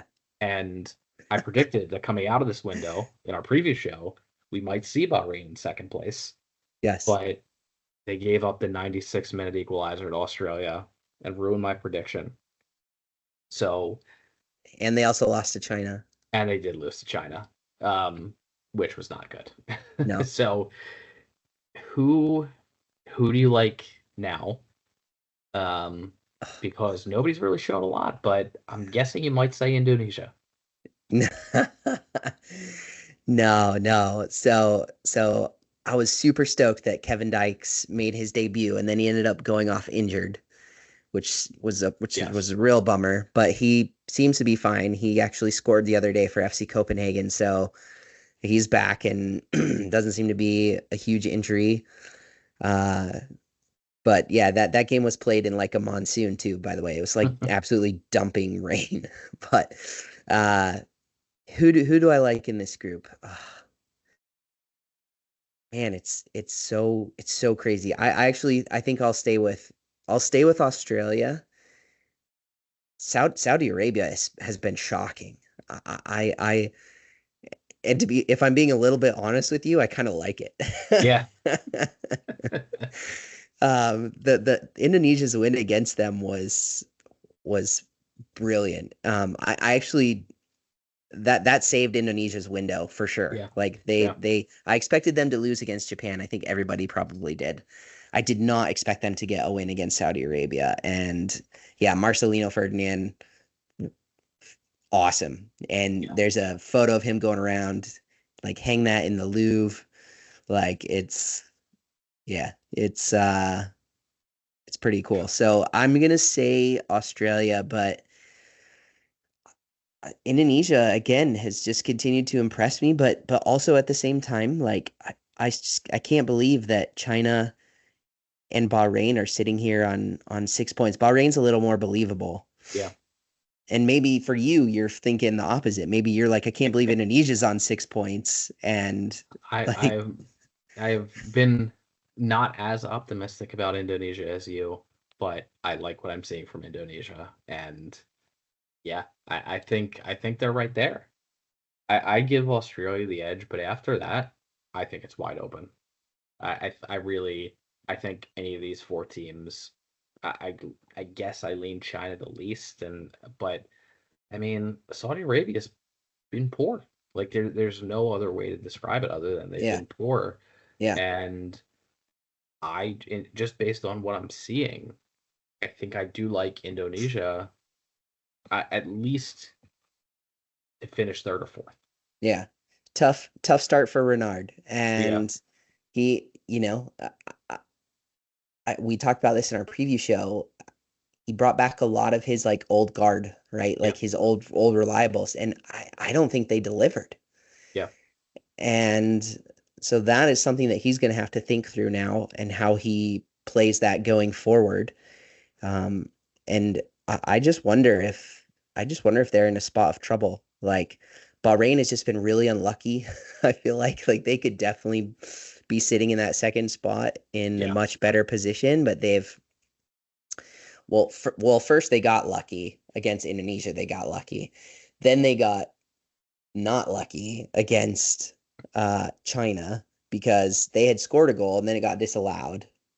And then China goes 4 minutes later and scores, and that ends up winning the game. So it's been like that the whole group yeah, with all these teams. It's yeah. so hard to predict.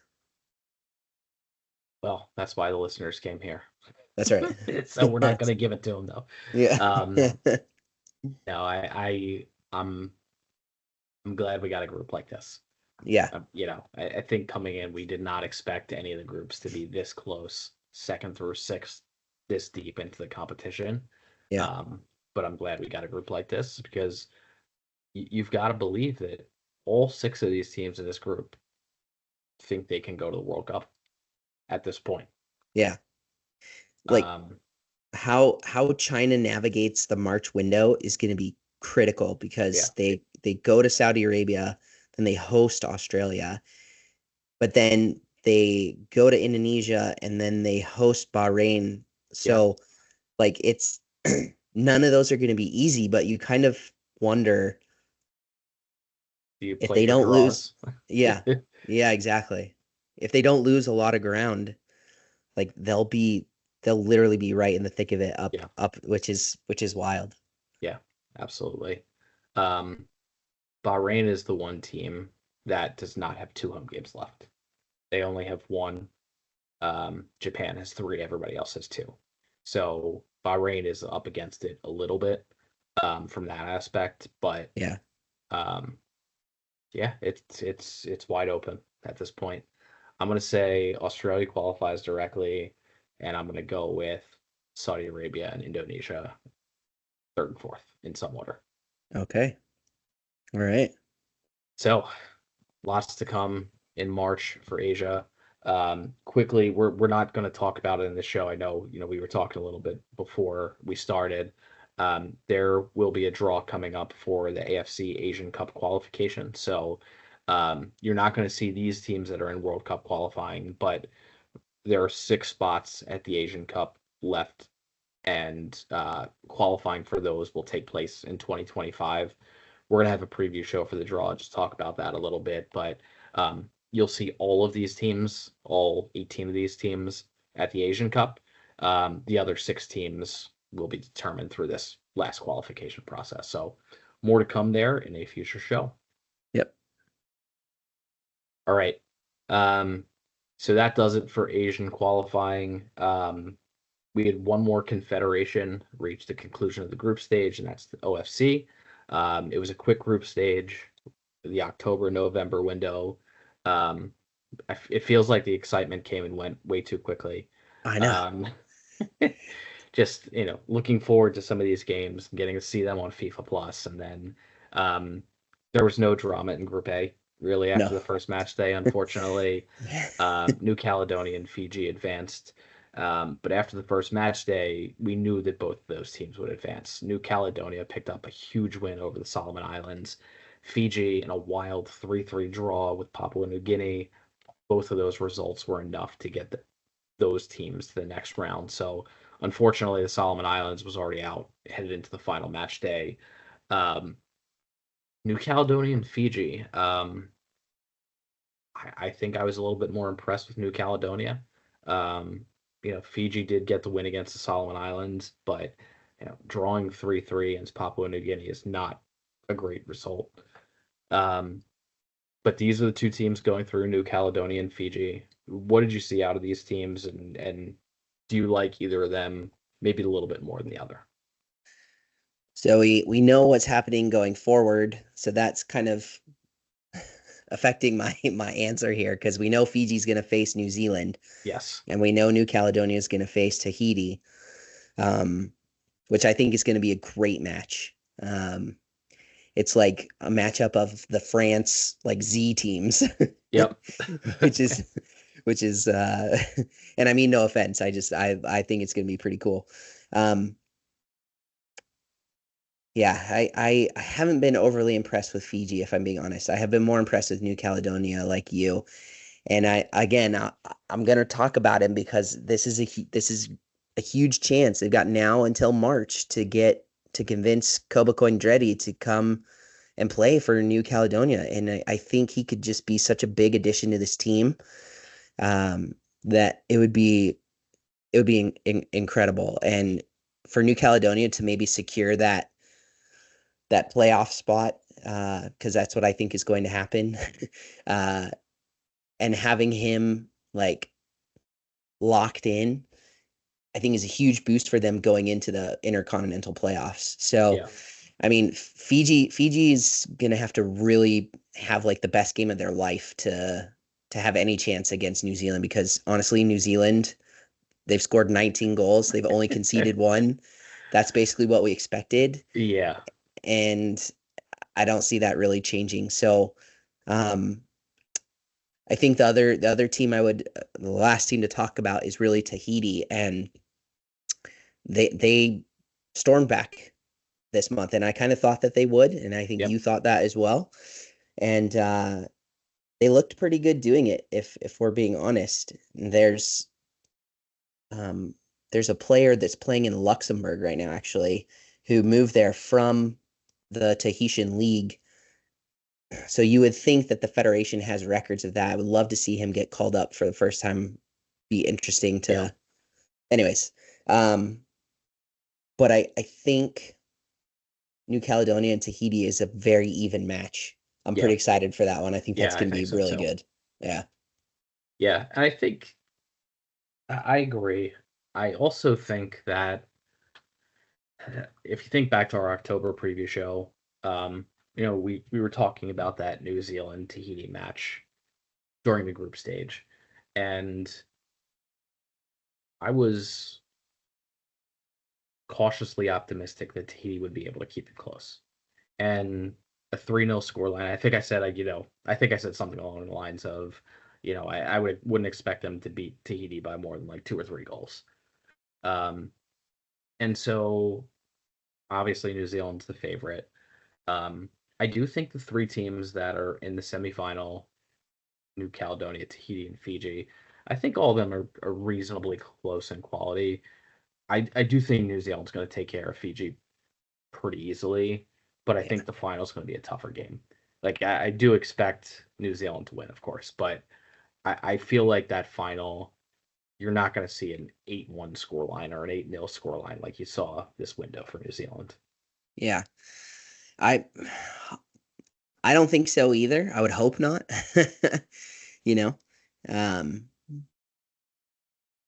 But it's I mean, Chris Wood scored 5 goals this window. Yeah, he's in our team of the window. He is in our team of the window. Well deserved. I don't think we're going to see him score 5 goals in March. No, but we will see. So either. The other thing that I just think is kind of unfair for the other teams is that all the games are in New Zealand. So not only, I don't know what the crowds are going to be like. There weren't huge crowds this time around. No. But for a World Cup place, I think you're going to see a huge crowd when you have a chance to qualify for the World Cup. So I don't know. I think I'm curious for that New Caledonia Tahiti match. And I think that whoever wins that will give New Zealand a game. I don't think it'll be 8-0, but I think it'll be somewhat tougher than it has been. But it could be 5-0. It could be 5-0. It could be 5-0. Yeah. We also have to shout out Joseph Athale, who was on the honorable mentions for our team in the window as well. New Caledonian player. He had a really good window. So I believe he scored. I don't know if he scored in both games. He definitely scored in one. Scored 2 goals in the game against Solomon Islands. That's right. Yeah. Yep. And for New Caledonia too, they had Jacob Geno back, which I thought was nice to see that. So yeah, it's gonna be fun. March is gonna be fun. Indeed. And we're gonna see a team qualify from OFC. That is something that we have not seen in prior qualifications. It's always been playoff round, but we will see a team from the OFC qualify for the World Cup in March. Yeah. I think before we leave it, I just want to mention Solomon Islands. Pretty disappointing campaign. I think they would have to agree. I think they came in. We rated them pretty highly. I think we weren't really sure between them or Fiji who it was going to be. Yeah. It ends up being Fiji.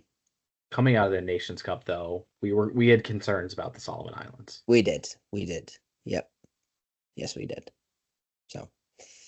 All right. So that is World Cup qualifying for the November window.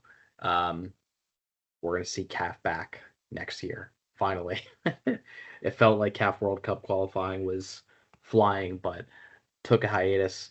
CONCACAF took a year off just because, played 2 games, took a year off, going to play another 2 games, early in 2025.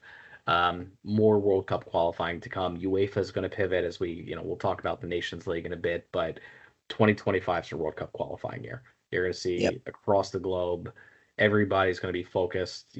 There are minimal continental qualifiers at this point. No Euro qualifiers. CAF is done. No Copa America. The last couple teams for the Gold Cup. That's really it, and a little bit of Asian Cup, but it's going to be a World Cup year in 2025. All right, so Nations League. Let's start in CONCACAF, where there were all different kinds of games being played for different purposes. You had Nations League quarterfinals, you had Nations League group stage play, you had CONCACAF Gold Cup qualification as a result of the Nations League taking place in November. Where do you want to start? Do you want to start with the group stage itself, or do you want to start with some of the quarters and Gold Cup play-in?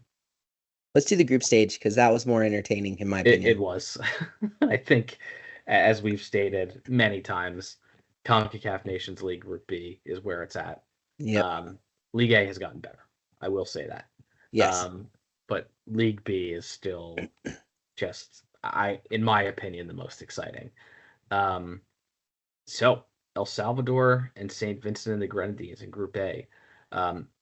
In League B, all 4 group winners qualify for the World Cup. Not the World Cup, excuse me, the CONCACAF Gold Cup. Yeah. All 4 winners qualify for the CONCACAF Gold Cup. It came down to the last match day. El Salvador and St. Vincent and the Grenadines, they played twice in October, each getting a win, and each really came into this window thinking, we need to win both matches that we're playing.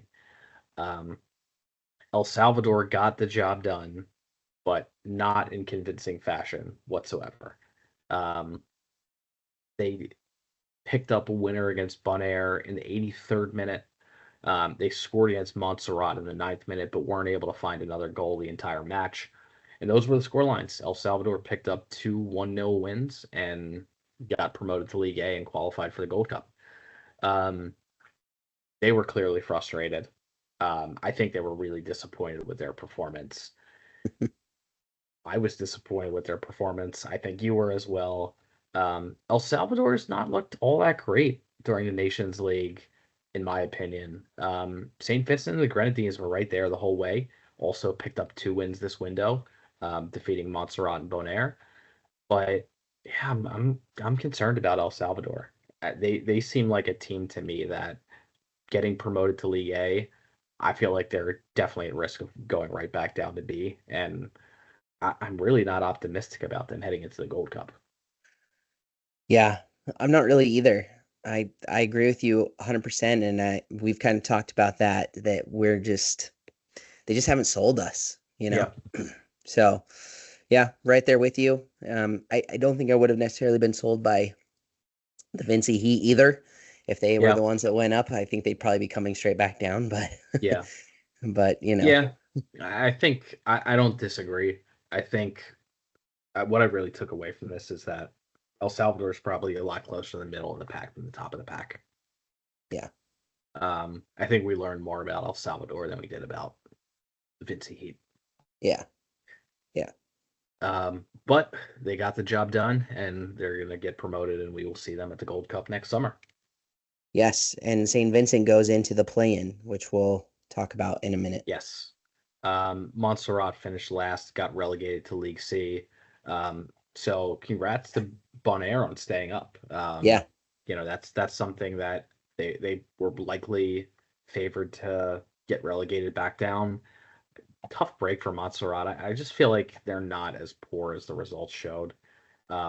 They lost 5 matches, but only finished with a -7 goal differential. But yeah, all really they tight matches. they Yeah, just couldn't find goals. Just yeah, couldn't find goals, and um, I think they're better than the teams they'll see in League C.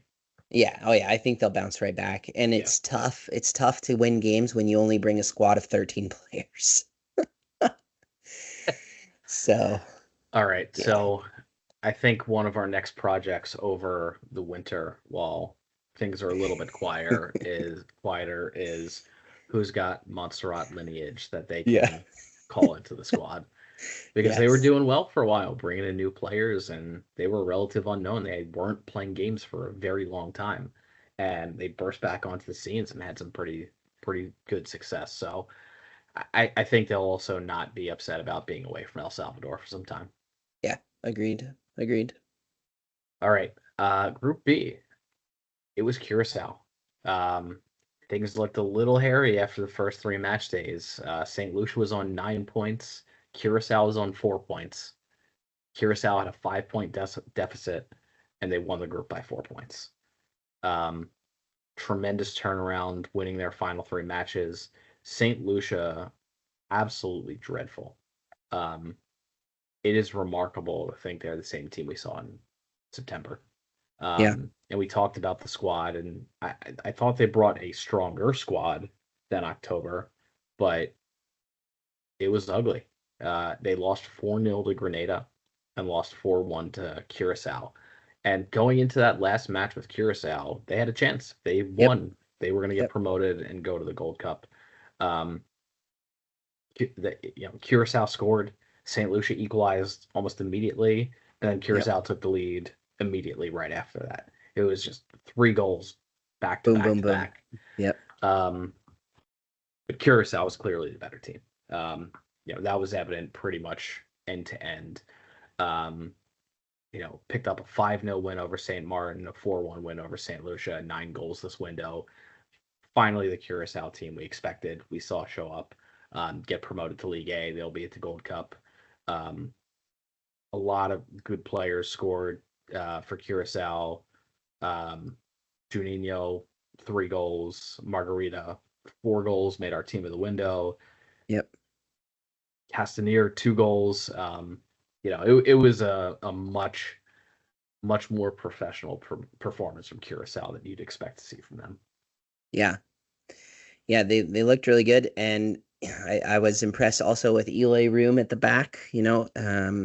I think he did well, and he's recently found a new home with Circle Brugge in Belgium.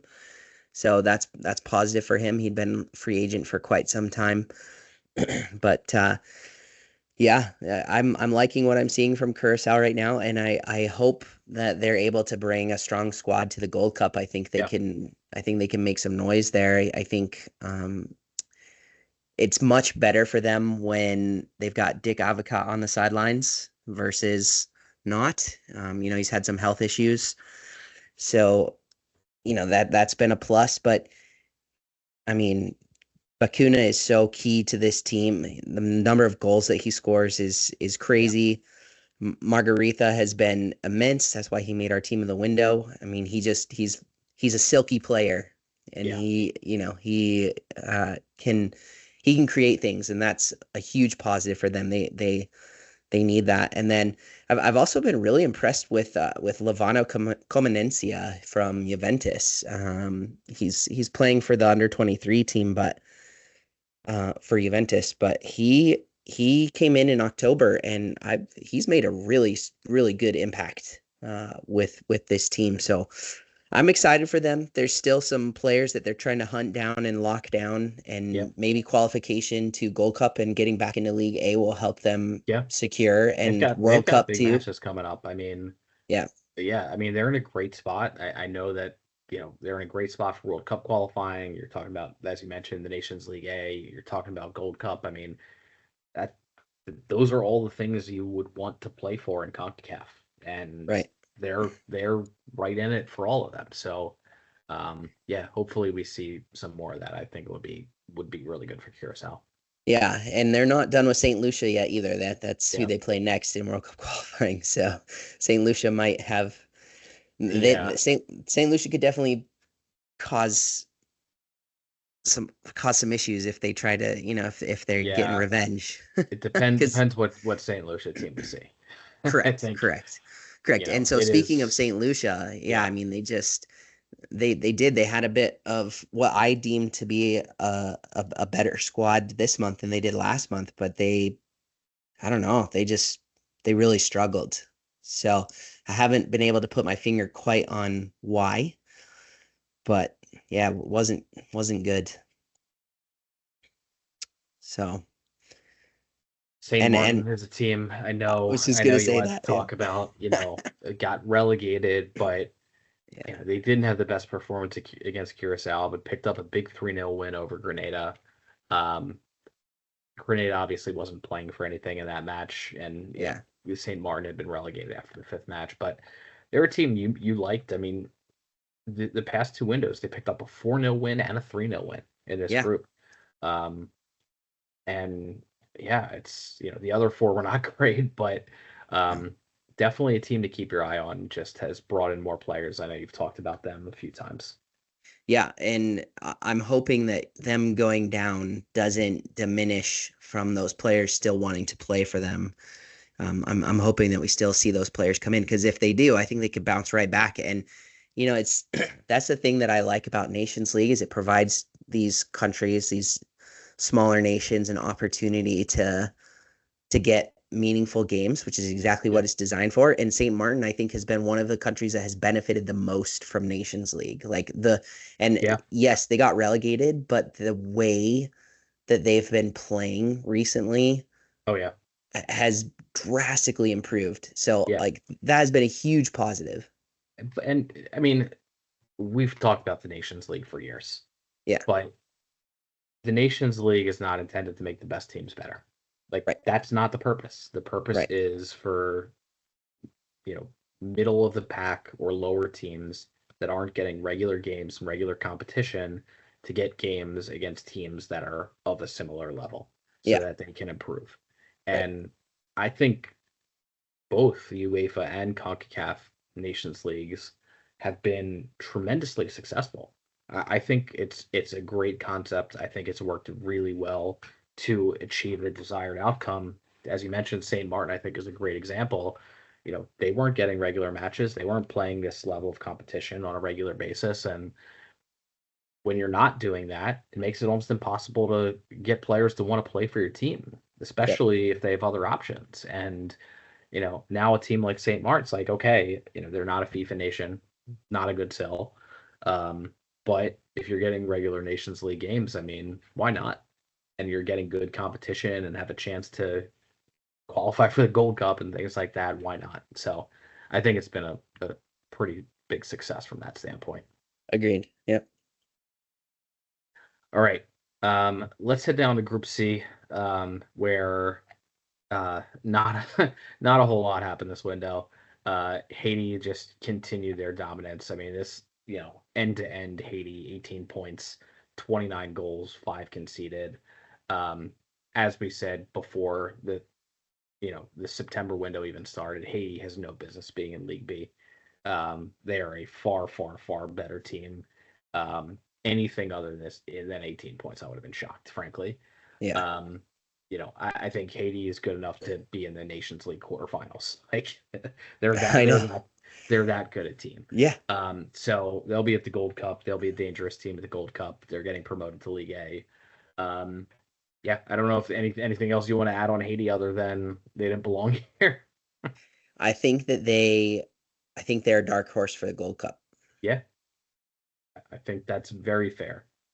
The only other thing I mentioned about Haiti, which I think was probably an oversight, France Di Piero probably should have been in our honorable mentions. He scored 4 goals this window. Yes, he did. Everybody had a great window. Duncan scored 2. Christopher Addis scored 2. It was a goal scoring barrage against San Martin and Puerto Rico. Yep. Aruba is going down. Didn't get a single point out of this group. I was a little bit surprised. I thought they would be a little bit closer maybe to St. Martin, but just didn't have the best performance. It's kind of interesting. St. Martin had a minus 11 goal differential and had 9 points. Aruba had a minus 12 goal differential and had 0 points. So, yeah, disappointing from Aruba, but I don't think the way that this group ended up is really all that surprising. No, I think what is surprising to me is that St. Martin, they actually were that close to Puerto Rico. Like there was a scenario where could have been St. Martin going through, not Puerto Rico, Yeah. So that is interesting. That is interesting to me. But yeah, even Puerto Rico, they don't even make the play-in, even though they finished in second, because they had minus 1 goal differential it's only and the top points. 2. Yeah. So the team in the St. next group that Vincent. we're going to talk about. Yeah. Yep. St. Vincent and the Grenadines as a second place finisher did finish high enough to make it. Yeah. St. Lucia did not. Puerto Rico did not either. Yeah. So let's talk about Group D, because Group D was a fun one. Group D was fun. We've got the Dominican Republic, who has qualified for the Gold Cup for the first time ever. Woohoo! Congratulations to the Dominican Republic. Absolutely. And promoted to League A. And did it in absolutely dominating fashion. Yes. End to end. 27 goals scored, 4 goals conceded. Coming into this window, they were on 12 points, and Bermuda was on 9 points. And even going into the last match, despite needing to overcome a significant goal differential disadvantage, Bermuda still had a chance. It was a very, very, very slim chance, but coming into the final match day, Dominican Republic was on 15, Bermuda was on 12. The Dominican Republic was not fazed by that at all. They defeated Dominica 6-1. They blasted Bermuda 6-1. Dorney Romero, absolutely unstoppable. Absolutely unstoppable. I love him. He's in our team of the window. He's the player of the window for me. 6 goals across the 2 matches. The game against Bermuda, it was well in hand, and I was just glued to that game. Every time Dorney Romero touched the ball, you're just like, this guy's going to score. Yeah. It was unbelievable. And he was just carving up the Bermuda defense and just scored in the 90th to get his hat trick, scored again in stoppage time. It was quite the party for the Dominican Republic. Yep. A little bit, I think, of a hidden gem there, if I'm being honest. Like he's playing fairly well for Aktobe in Kazakhstan as well, and he moved there from Bolivia, where he was doing well also. So I just wonder how long it will be before maybe we see him move. I don't think he's Premier League quality, and I'm not even sure that he would land in England somewhere, but I could definitely see him landing in Spain, like a place like Spain. Yeah. I could see him landing in a place like Belgium, maybe maybe like a Germany or Yeah. maybe a Nordic country. Anyways, it'll be really interesting to see. But yeah, he was great, and I'm super pumped for the Dominican Republic. And yeah, we this is the first we're witnessing history here because the entire island of Hispaniola has qualified for a major tournament for the first time ever, right? So that island is split between Haiti and the Dominican Republic, but they share the island, and so obviously with this being Dominican Republic's first time ever qualifying for the Gold Cup, they made history. So that we posted this earlier, and it kind of went viral. So thanks to everybody who shared that because it's pretty neat. But I did a little bit of research, and yeah, that has only shared island qualification has only happened 4 other times in history. So it happened earlier this year with Papua New Guinea and drawing a blank. Who they share an island with? Singapore. Is it Singapore? I don't know. Yeah. My geography is failing me right now. It is Indonesia. Indonesia. Sorry. Yeah. Wait, let me double check that. I should know this. I should just pull It's up. Indonesia. It's It is Indonesia. Indonesia. Yeah. Sorry, my Southeast Asian geography was failing me. You're fine. You're fine. Yeah. So Papua New Guinea, Indonesia this year, because Papua New Guinea was in the Nations Cup, Indonesia was in the Asian Cup, right?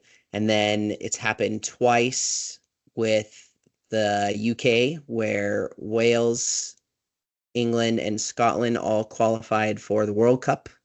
And wait, was it World Cup and Euros once, I think? Yeah. Yeah, the last Euro 2020. Yeah. And then the Emerald Isle with Northern Ireland and Ireland. It's happened one time as well. So anyways, really cool stat there. And it's fun. It's really fun to see both of these teams make it. It would be absolutely wild if they ended up getting drawn into like the same group. Yeah. That would be crazy. I don't even know if that's possible, but but yeah. I'm going to throw another fun stat out there for you. Not related to Hispaniola. Well, related to Hispaniola, but only one team. So Dorney Romero, at the beginning of June 2024, so 6 months ago today, yeah, he had scored 12 goals for the national team. As of today, he has now scored 24 goals for the national team. That's amazing, yeah. Scored 12 goals for the Dominican Republic since the beginning of June. Wow, yeah. Absolutely man on Team fire. Yeah. And also shout out Heinz Marshall picked up 3 goals this window as well. Yes. Who we've talked a lot about because they picked him. He was in Germany when they first picked him up. He was playing at Újpest, and now he's playing in Portugal with Vizela, and he's doing really well there too. He's a great player. Love watching him play. Yeah. I think the Dominican Republic's a team we're going to start talking about with some of the other League A teams. Might not be able to necessarily crack into that top 5 with Canada, USA, Mexico, like Panama, Costa Rica. Yeah. I think we could be talking about them in that group of teams right after that. I don't see any reason why not. I mean, Jamaica, Honduras, Haiti, Dominican Republic. I mean, maybe. I like it. Maybe. It'll be interesting to see what they do against some better competition. Yeah. I think this was not the best group. Bermuda was tough and had, a good qualification campaign.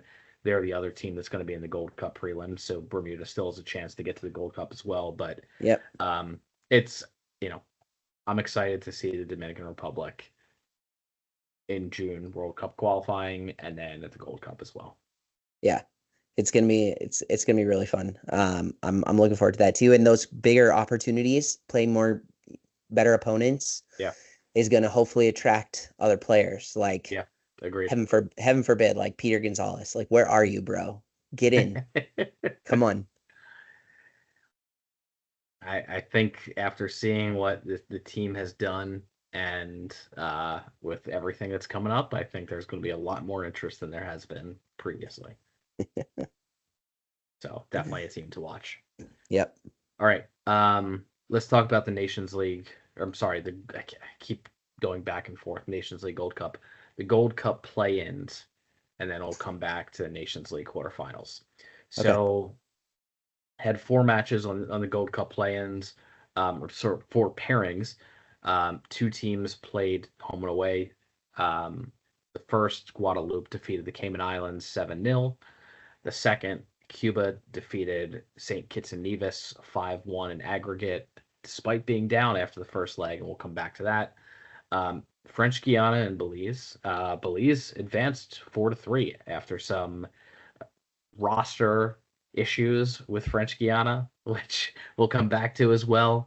And then Guyana dispatched Barbados by a combined score of 9-4, despite our guys Niall Reed-Stephen and Thierry Gale each picking up 2 goals across both matches. Yeah. So it's Guadeloupe, it's Cuba, it's Belize, and it's Guyana. Guadeloupe, I think, made pretty easy work of the Cayman Islands. 7-0 in aggregate. Didn't really see much from the Cayman Islands No. at all in these matches. And I thought it was going to be closer. Whew. Yeah. I ate that one pretty good. Yeah, this is, it's interesting because you're looking at teams from League C, and Cayman Islands is the one team that did not win their group. So when you're looking at St. Kitts and Nevis, you're looking at Belize, you're looking at Barbados. Those are the 3 group winners. Cayman Islands was the 4th team that did not win their group. Yeah. I think it kind of showed a bit.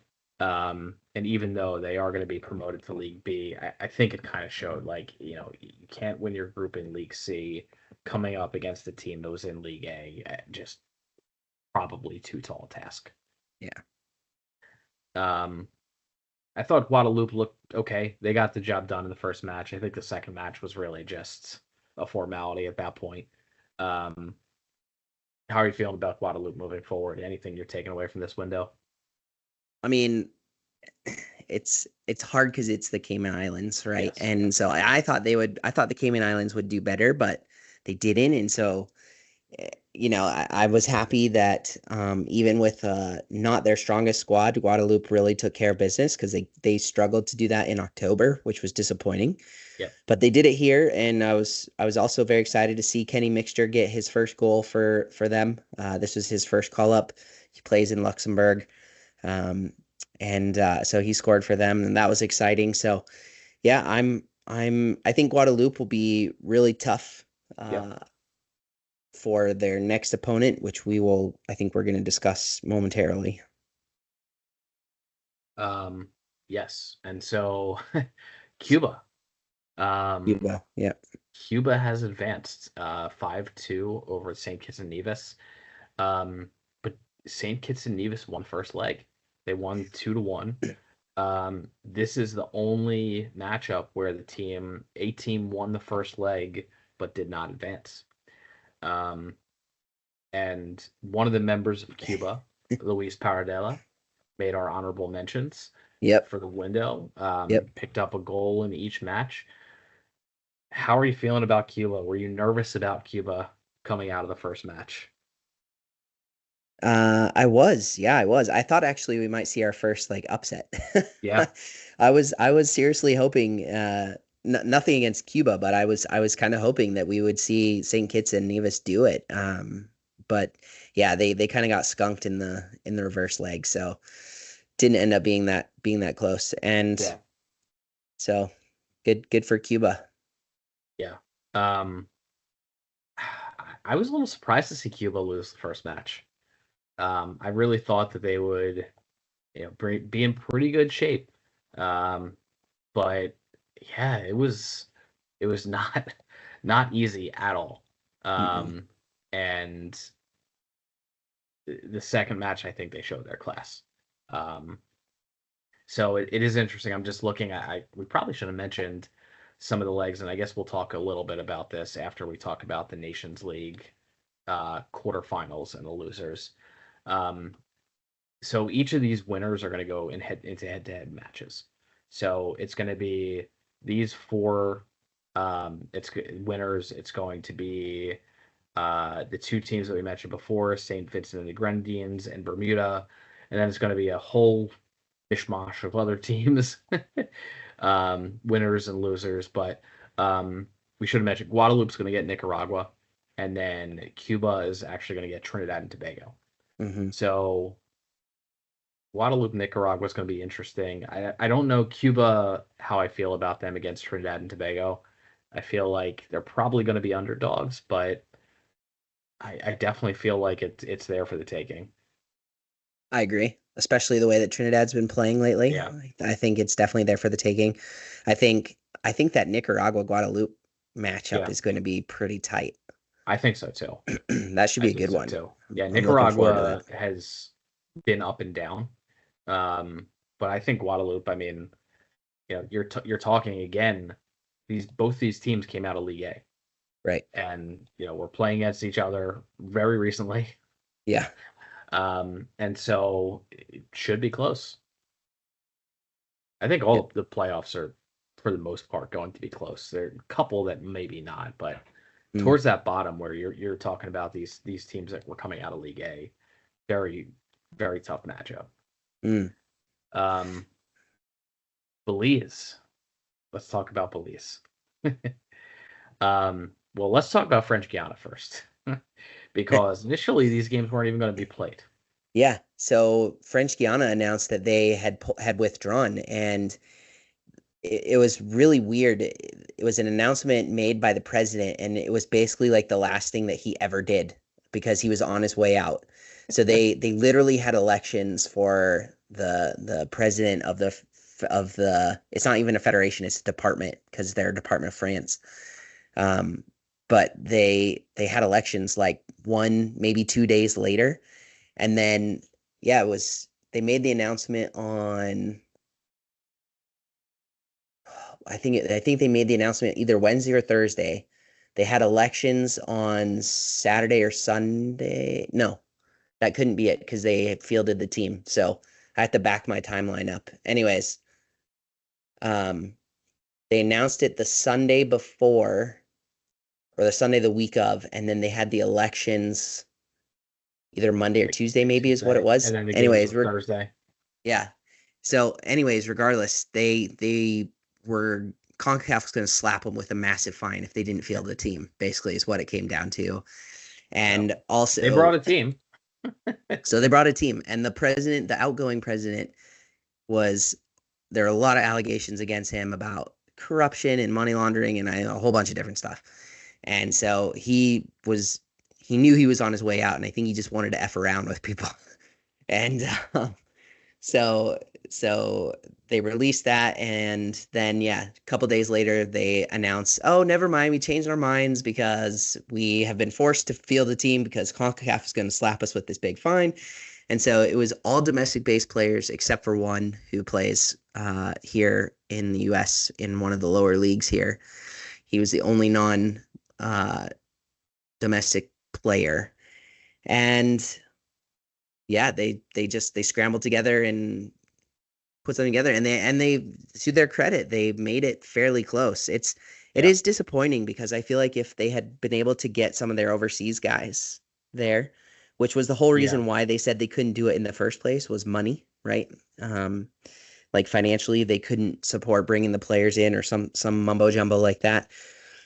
And if they had some of their better players, I think I favored them over Belize. Yeah, I think most would have agreed.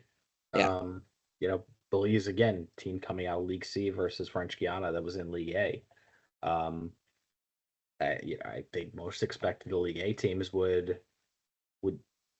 be the favorite. But Belize is solid. Belize is a team I've been talking about for some time. I think coming into the Nations League group stage in League C, I was really high on Belize and favored them very heavily to win that. Yeah. Belize, to me, is more of a League B team. I think French Guiana at full strength is probably borderline A, B.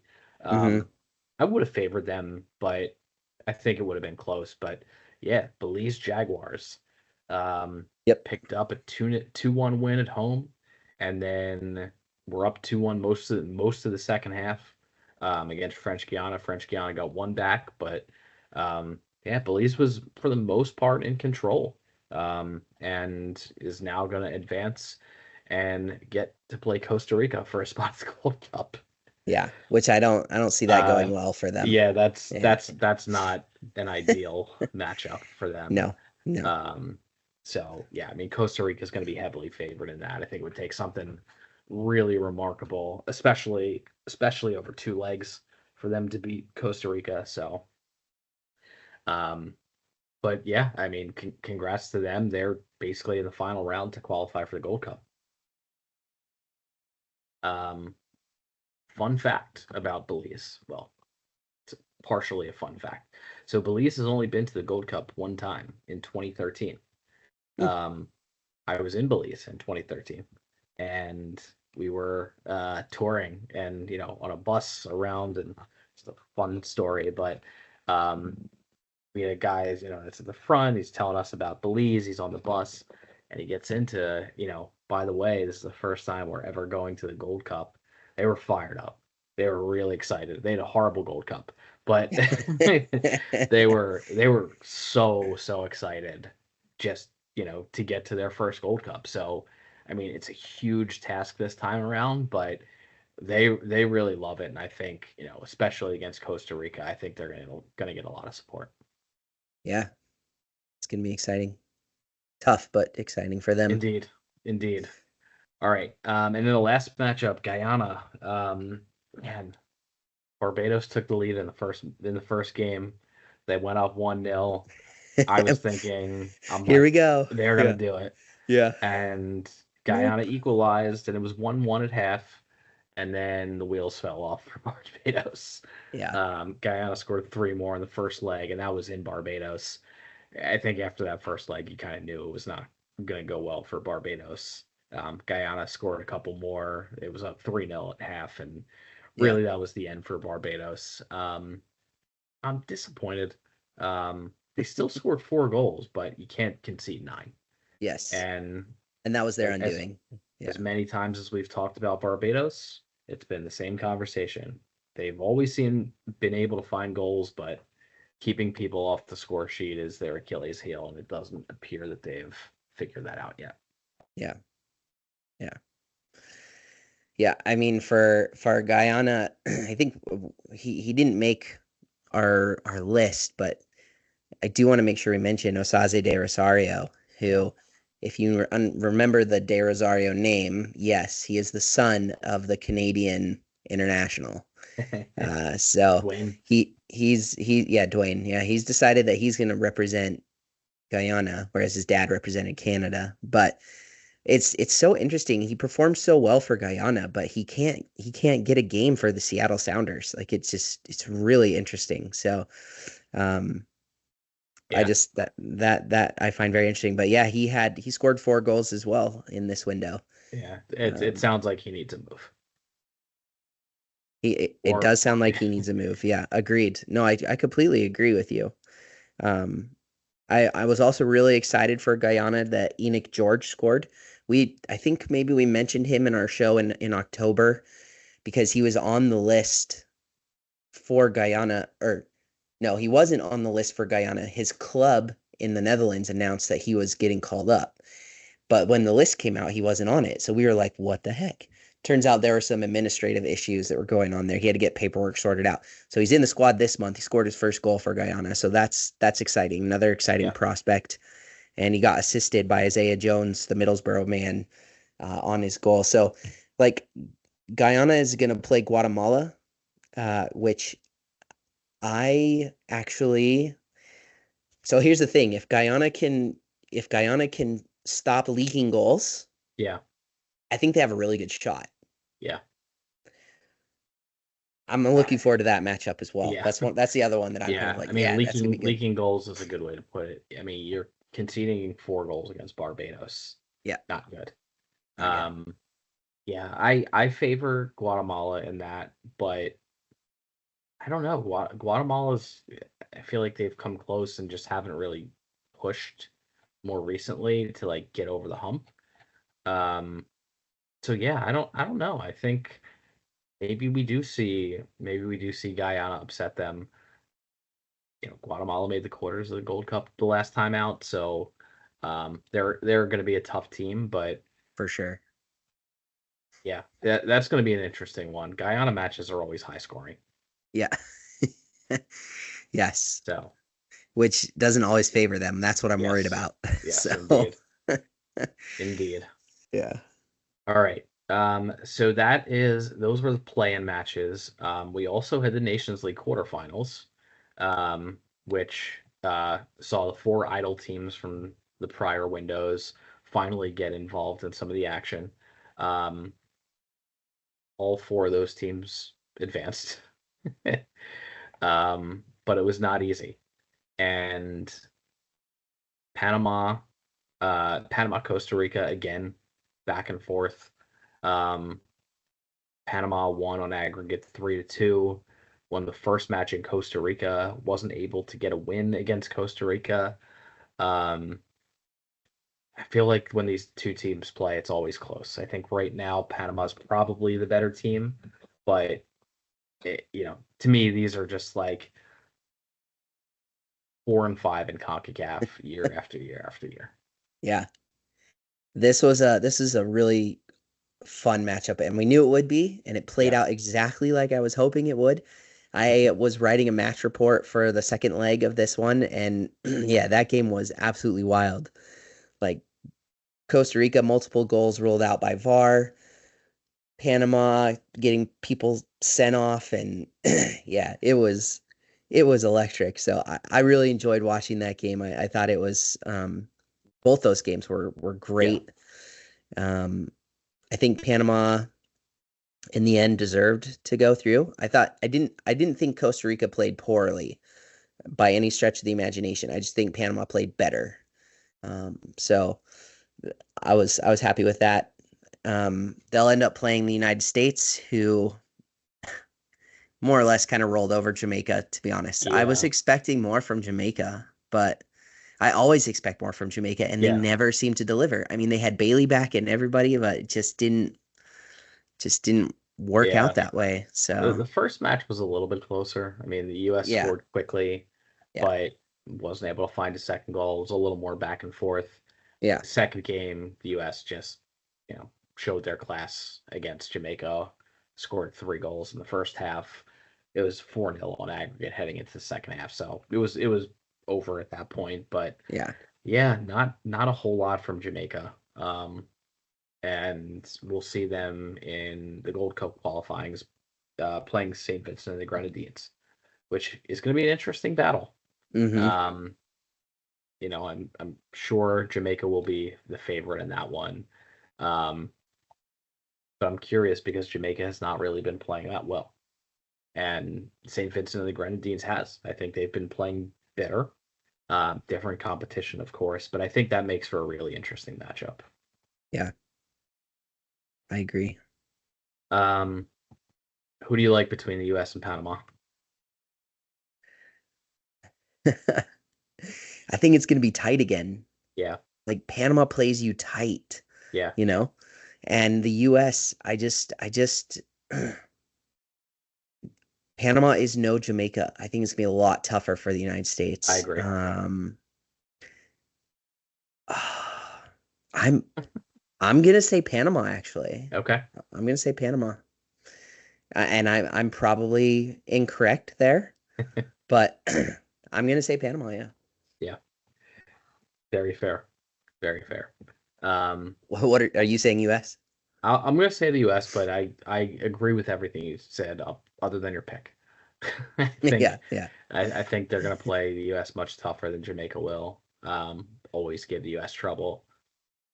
But yeah, I think it's going to be close either way. But I will lean U.S.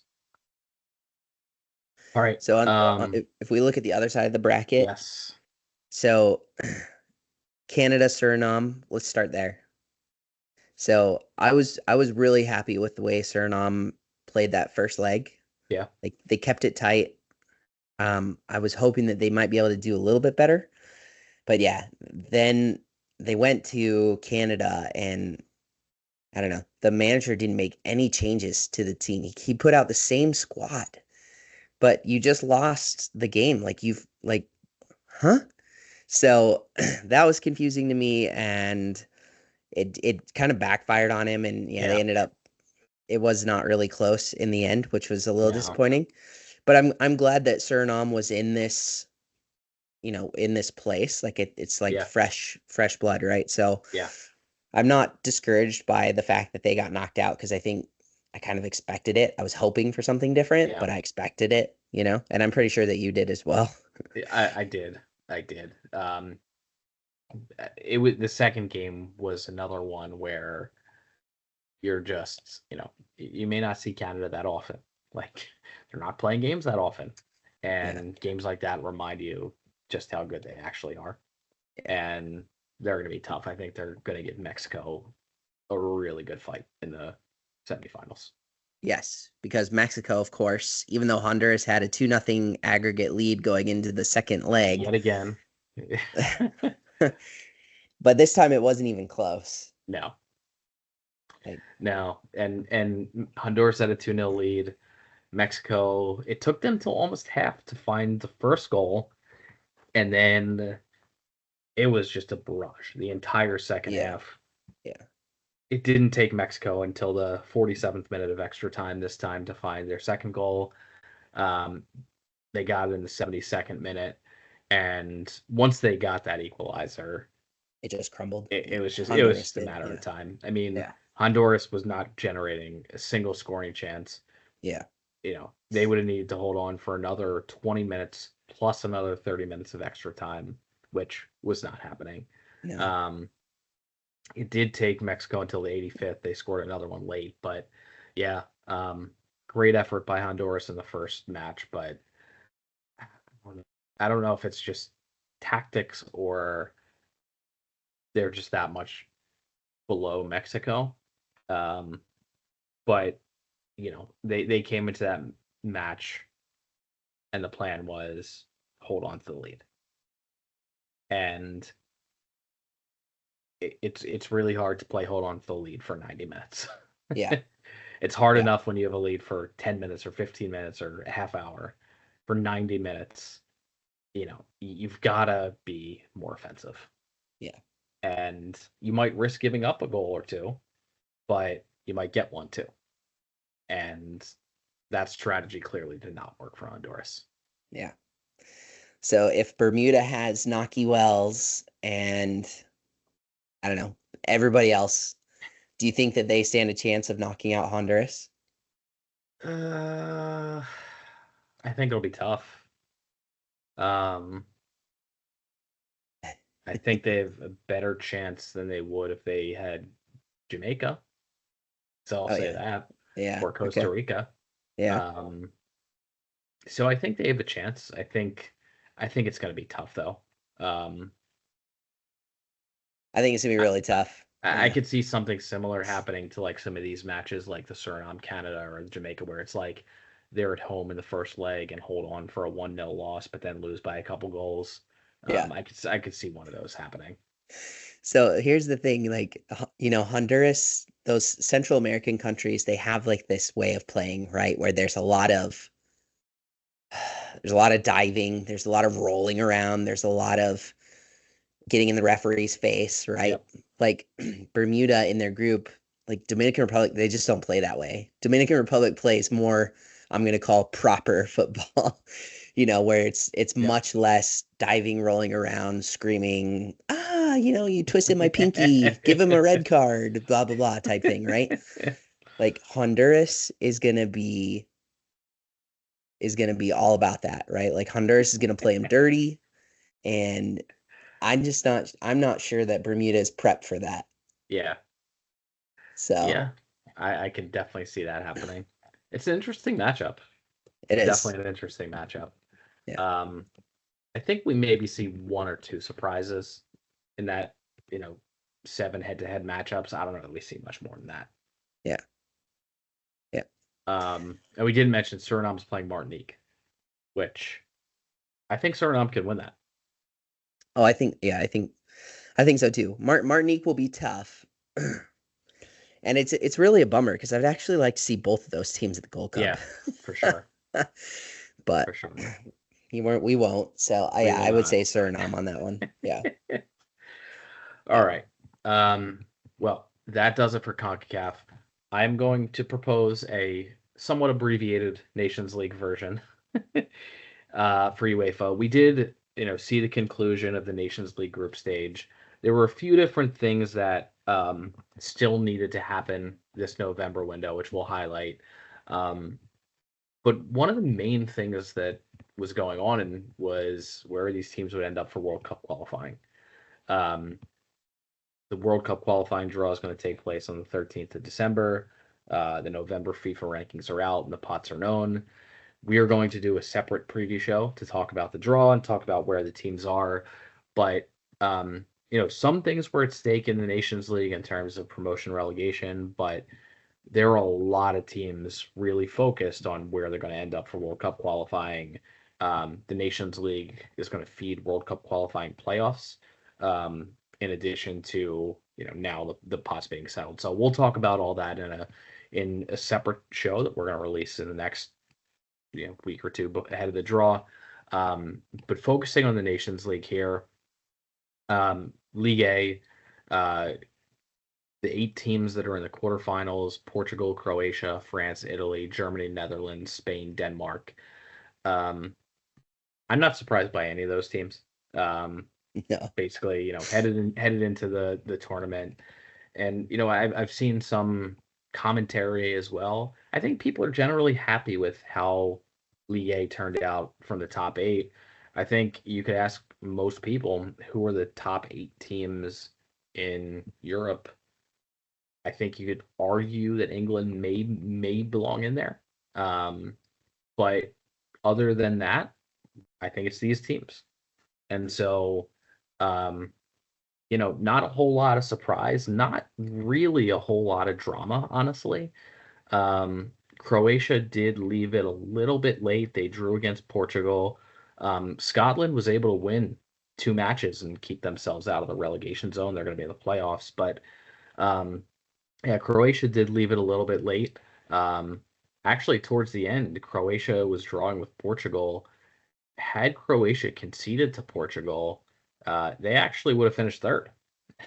Scotland defeated them, and they defeated Scotland, but on aggregate they were level. And so had Croatia conceded, and I think Scotland would have needed one more. The door was still open. Yeah. So a little bit of drama there. And then really the only other pressure point was Denmark and Serbia, who drew 0-0. Denmark did need that point. If Serbia had won, they would have finished second in the group and not only reached the quarterfinals, but also clinched a spot in pot 1 in the World Cup draw. So, huge missed opportunity there for Serbia. At the expense of Austria? At the expense of Austria, yes. Yeah. Austria was last in, I think. Yeah. Austria was heavily rooting for Denmark. Yeah. Serbia had them at home and, kept Denmark off the score sheet, really needed a goal. Nobody scored fewer goals than Serbia in League A. They scored 3 goals in 6 matches, and ultimately, that was their Achilles heel in the end. Netherlands-Hungary was one that I think coming into this window we were looking at. Both of those teams were level on points coming into the window. Both were on 5 points. The Netherlands dominated Hungary in the first matchup. Yeah. It was 4-0. I don't know if you saw any of that match at all. I saw some, yeah. Yeah. It was not very close. It was not. And ultimately, the Netherlands finished with a +6 goal differential. Hungary finished with the -7 goal differential. Really not close.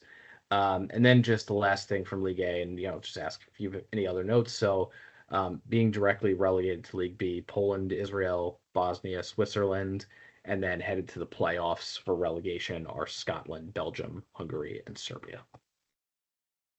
Any other points on League A? I kind of ran through that pretty quickly. Should I mention the playoffs, or are we going to talk about that later?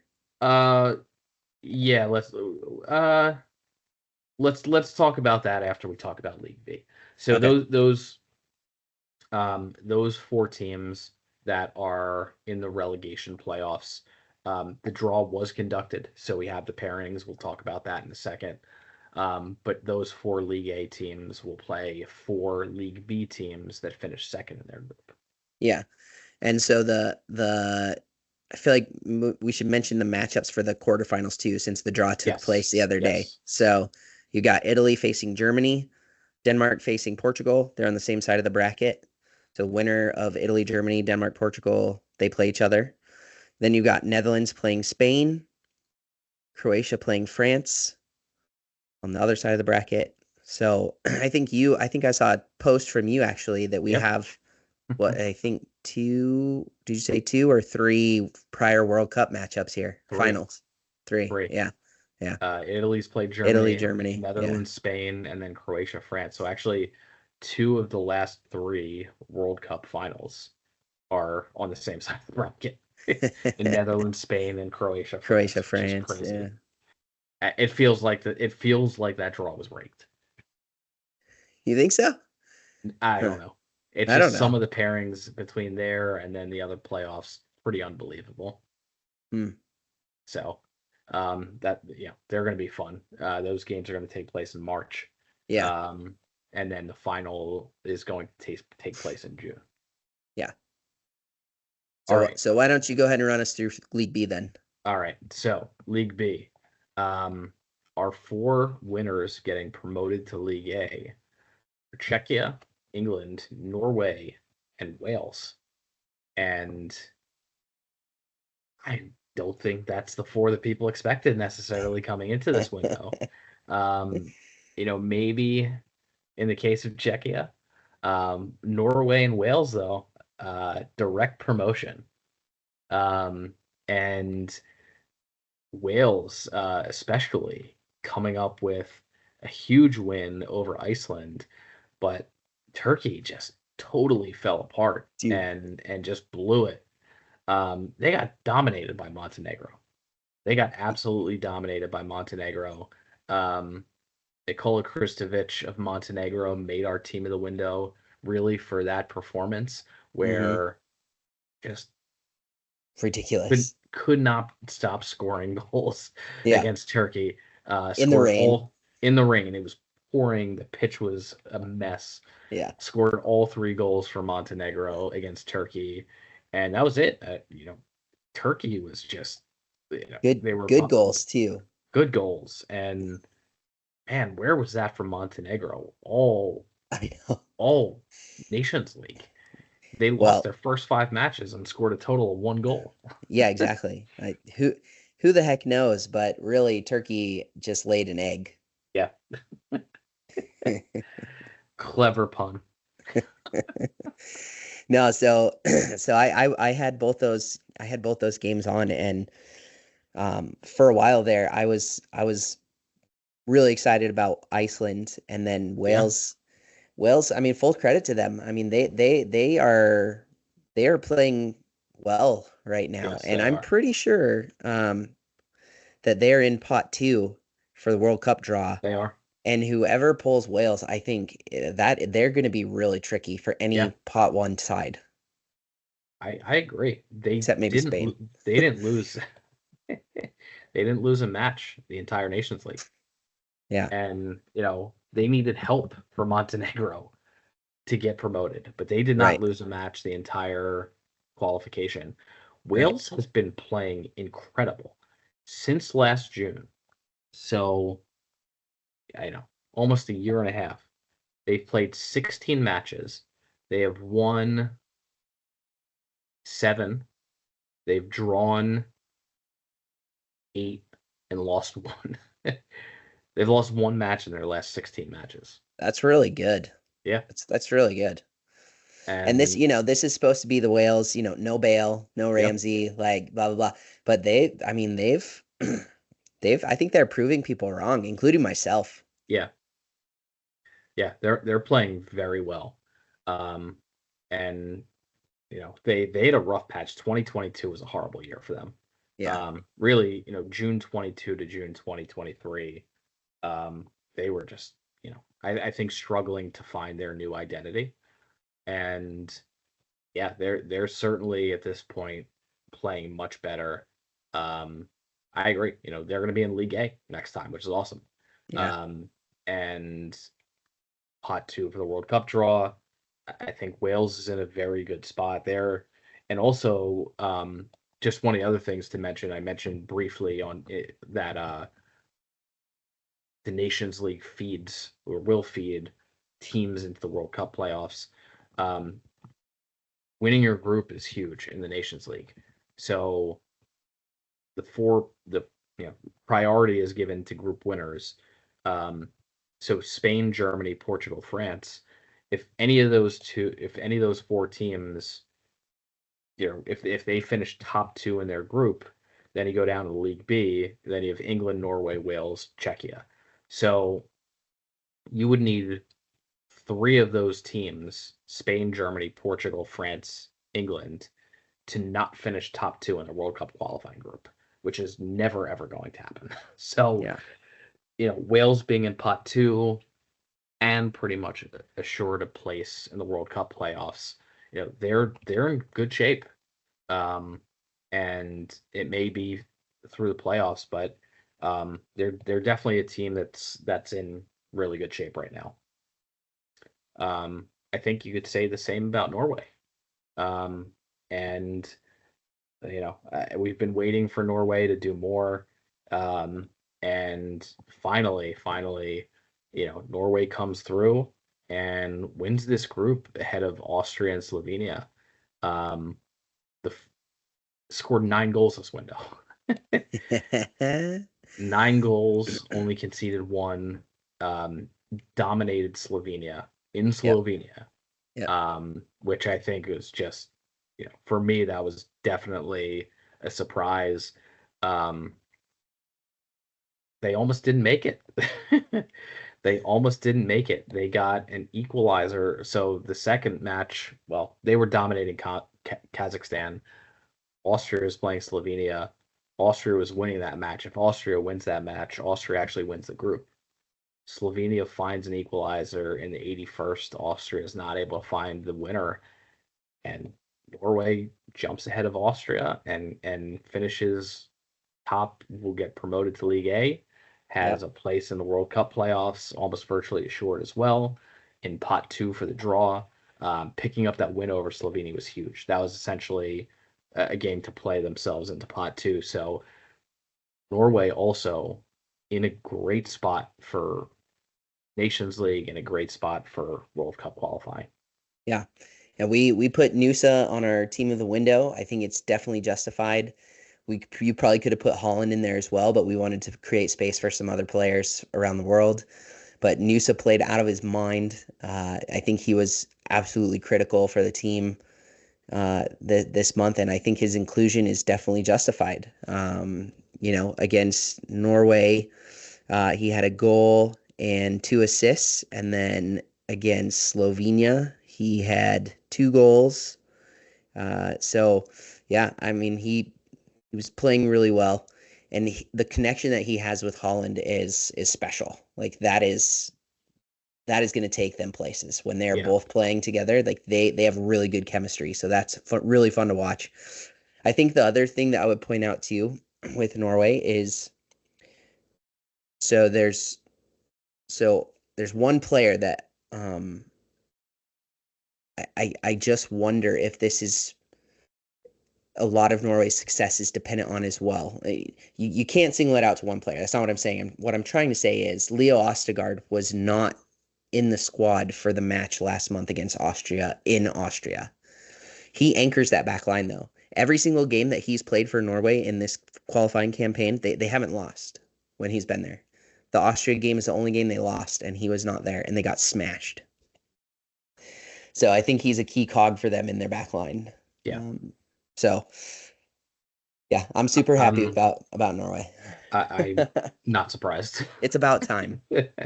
I know it is. Holland, casually pumped in 7 goals in the Nations League. Yeah, we barely mention him, and it's just like we were saying about Senegal earlier in the show. He's become so dominant that you just almost expect it. Right. And definitely should not take that for granted because he is a very special player. And people have been waiting Um, you look and he's like, okay, he's only 24, right? But he's been around for He's been around six, for a 7 years, just dominating. Right. Like, before Dortmund and he was on Red Bull Salzburg, like he's been around for a while and we have yet to see him really on a major stage. And I think this win is finally giving him that opportunity. We'll see him in the next Nations League and Nations League A, World Cup qualifying. It'll be interesting to see who they're drawn with. It'll be very interesting to see who they're drawn with, because they could get drawn with Austria. That they just beat. That is a possibility. They could get drawn with Switzerland. They could get drawn with, England or Portugal. I mean, those are possibilities, or Belgium. So I think, Norway's a team like it's kind of funny. Like my rankings have liked them for a very long time, and just the results have been so close, but just not over the top. Yeah. After this window, I've got them at number 16 in the world. So I've got them ahead of Denmark. I've got them ahead of Slovenia and Turkey and Greece and Hungary and all those other teams. So I think Norway's a really good team. And I think I'm excited to finally get to see them get a little more exposure. Yeah. I think they might be better than Belgium right now. Well, they are sliding. In fact, I'm pretty sure that Tedesco has a meeting, and not pretty sure, I know he has a meeting with the FA this next week. Yeah. And I would not be surprised if we see I see the end of him at Belgium.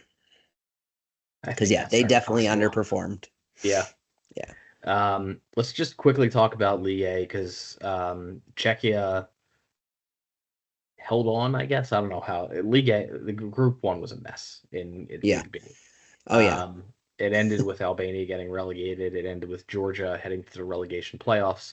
Ukraine clawed their way back and finished second, getting a huge win in Albania. Not a good window for Albania. They came away with 1 point from 2 home matches. So the opportunity was there and they got relegated, which is unfortunate. Yeah. Czechia also, I don't think they were that great this window. They picked up a draw. They got what they needed to against Georgia. Georgia came back and picked up a goal, but weren't able to equalize. But I guess Czechia was the best team in this group. I don't think I have much to say beyond that, other than they were probably the best team in this group. They finished with a +1 goal differential. So this one was close end to end, though, and I think it was fun. It was a lot of back and forth, ups and downs for some of the different teams. So Czechia is promoted, and also puts themselves in a good place with the World Cup playoffs as well. So in terms of the matchups, so you've got your League A third place teams, your League B second place teams. That draw was conducted. We've got Turkey against Hungary, Ukraine against Belgium, Austria against Serbia, and Greece against Scotland. Very interesting matchups. And I like the League B teams. I definitely like the League B teams. Greece and Scotland, I'd probably pick Greece. Austria, Serbia, I would probably pick Austria.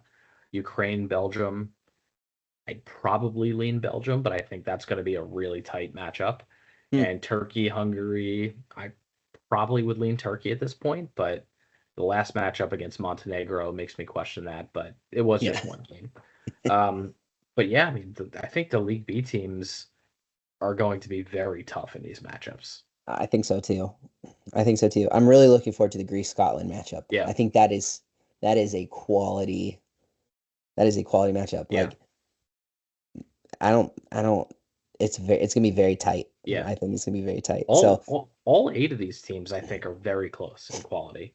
Yeah. Which I think that's probably why UEFA wanted to do this. I think they probably took a look and said who would be where. And, I think it's totally fair to look at these teams and say the winner should go to League A and the loser should go to League B. Yeah. as opposed to just saying, okay, we're only gonna promote one team and relegate one team.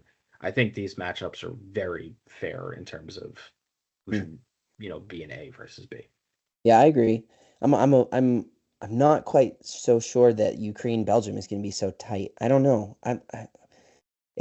That's a tough one for me to call. And you seem much more confident in it than I do. I feel like Belgium actually should not have too much issue there. Yeah. Even though they have not been playing well, Yeah. I still think that they're much better than Ukraine. But but I, I could be you totally could wrong. be right. you could certainly be right. Um, yeah, I think we'll see. Yeah, we Ukraine's will. team we Yeah. talked about a little bit that just, maybe a little bit better on paper than we're actually seeing the results come through. Yeah. Yeah. All right.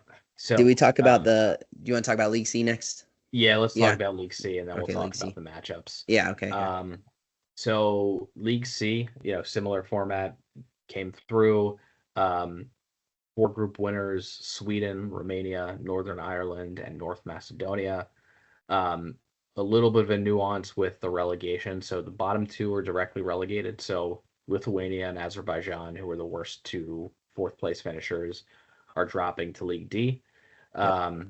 And then in second place, we have Slovakia, Kosovo, Bulgaria, and Armenia.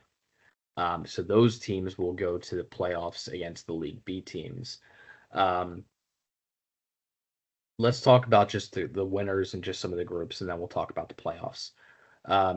Sweden Slovakia was a good one. That was a good That one. was one that those two teams were really neck and neck throughout the entire Nations League. They were playing each other in the second to last matchup. It was a good game. Sweden Slovakia was a really good game. Sweden got an early goal. Slovakia equalized. Sweden was ultimately able to find a goal in the second half and able to hold on, and that win, secured promotion for them. This draw frustrated me. Like, Sweden and Slovakia are not League C teams. Neither No. of those teams are League C teams. Yeah. And you look at like those matchups between the League C teams, the four teams that are in the playoffs: Slovakia, Kosovo, Bulgaria, Armenia. I think Slovakia is by far the best of those four teams, and I think that's a tough draw. They got Slovenia. They got Slovenia, yeah. I think that's a tough draw for both teams. Battle of the slows. Yep. And yeah, it's just I think Slovakia is going to struggle with Slovenia. I think it's going to be a close one though. Like that's one that is going to be an interesting battle. But Slovakia just they had a period where they were just not getting results, Mm-hmm. and they just keep suffering for it. They were in pot 5 for the Euro draw because of the prior Nations League, and they're getting dropped down. They got a poor draw here. They got a tough draw. At some point things will,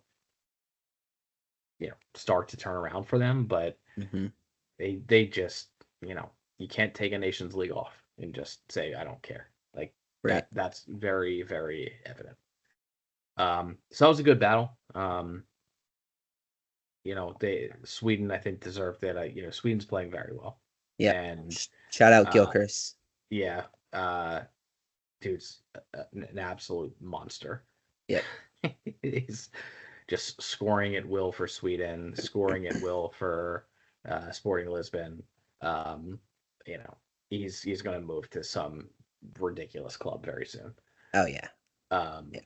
I imagine in the winter window he's on the move. But yeah, he is the man for Sweden. 5 goals this window. Only in our honorable mentions. He has certainly played well enough to be in the team of the window, given some of the other players. Yeah. Needed to mix it up a little bit, but definitely playing like one of the best players in the world right now.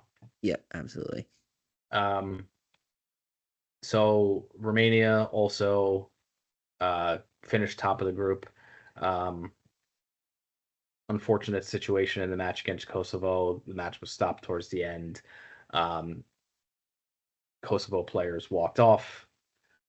UEFA ultimately awarded Romania 3-0 win. The match was 0-0, so the decision by UEFA didn't move order in this group at all. But Romania is promoted. I think throughout we're clearly the best team in this group. Northern Ireland was a bit of a surprise.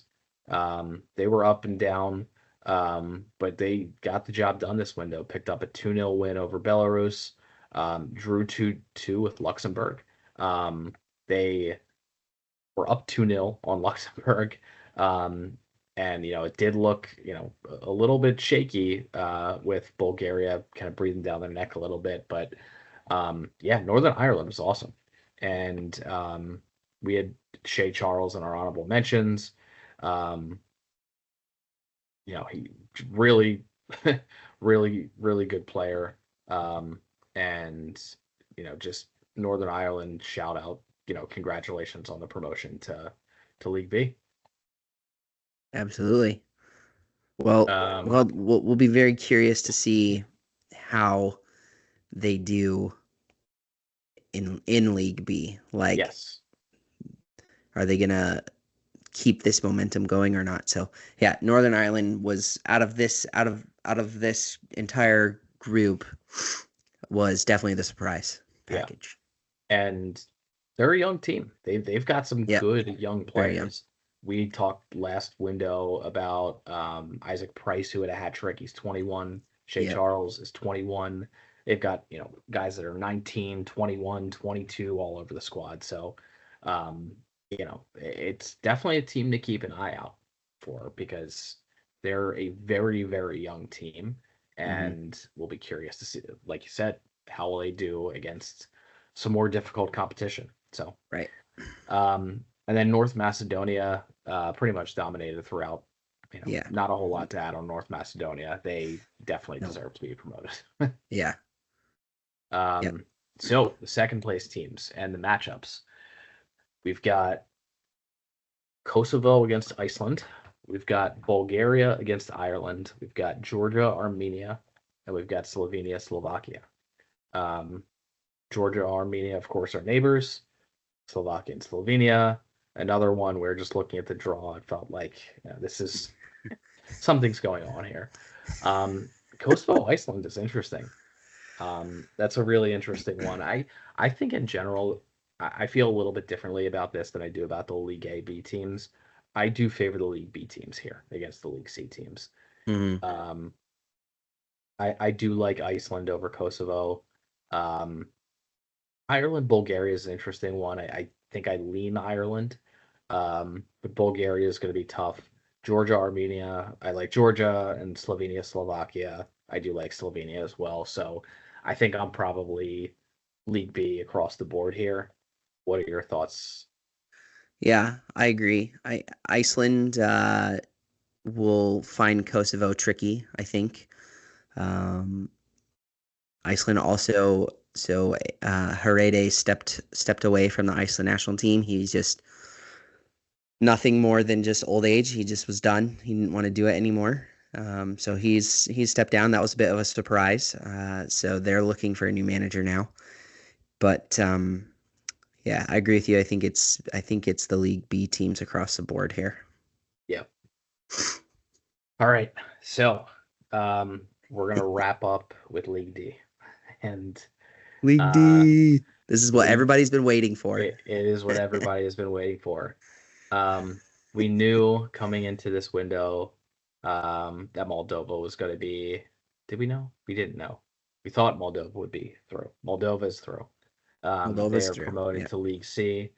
Picked up a 1-0 win over Andorra. Not a whole lot of surprise there with Moldova finishing ahead of Malta. So they'll be moving up. But there was one match this window that was just, I don't know if surprising is the right word, but just nothing like we've seen. San Marino coming into the last match. They were playing Gibraltar. They drew Gibraltar 1-0, got a penalty in the 92nd minute to tie the game and put San Marino on 4 points. with Gibraltar on 6. They've kept them in it, kept San Marino alive. Gibraltar would have been through had they won. And then San Marino playing Liechtenstein, down 1-0 at the half, comes back. San Marino scores in the 46th minute. San Marino gets a penalty in the 66th minute and scores. And then San Marino scores again in the 76th minute. Defeats Liechtenstein 3-1, wins the group, gets promoted to League C, and is actually in play for a World Cup playoff spot. Unbelievable. The San Marino win over Liechtenstein, truly their greatest footballing moment in their history. Yeah, absolutely. And it was unbelievable. I think it's the first time they've scored 3 goals. Yep. It's the first time they're getting promoted. So many firsts in that matchup. But winning, they won in Liechtenstein. I think it might have been their first road win. But San Marino is going to League C. And crazy. San Marino has a chance to be in the World Cup draw. In World Cup playoffs. I mean, the whole team just made our team of the window. Like we're just taking everybody. Yeah. But the last goal scorer has the best name ever, best last name ever. Golinucci. Golinucci scores the third goal that sees it basically locked and loaded. I mean, it's so cool. So cool. He can't go by anything other than goal, can he? He shouldn't. That's for sure. So San Marino, just unbelievable.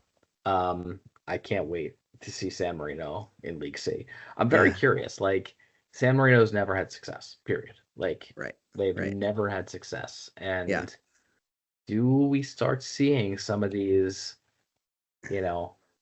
people that are like, I'm Italian, but I've got some San Marino lineage, and I might consider playing for the San Marino national team. There we go.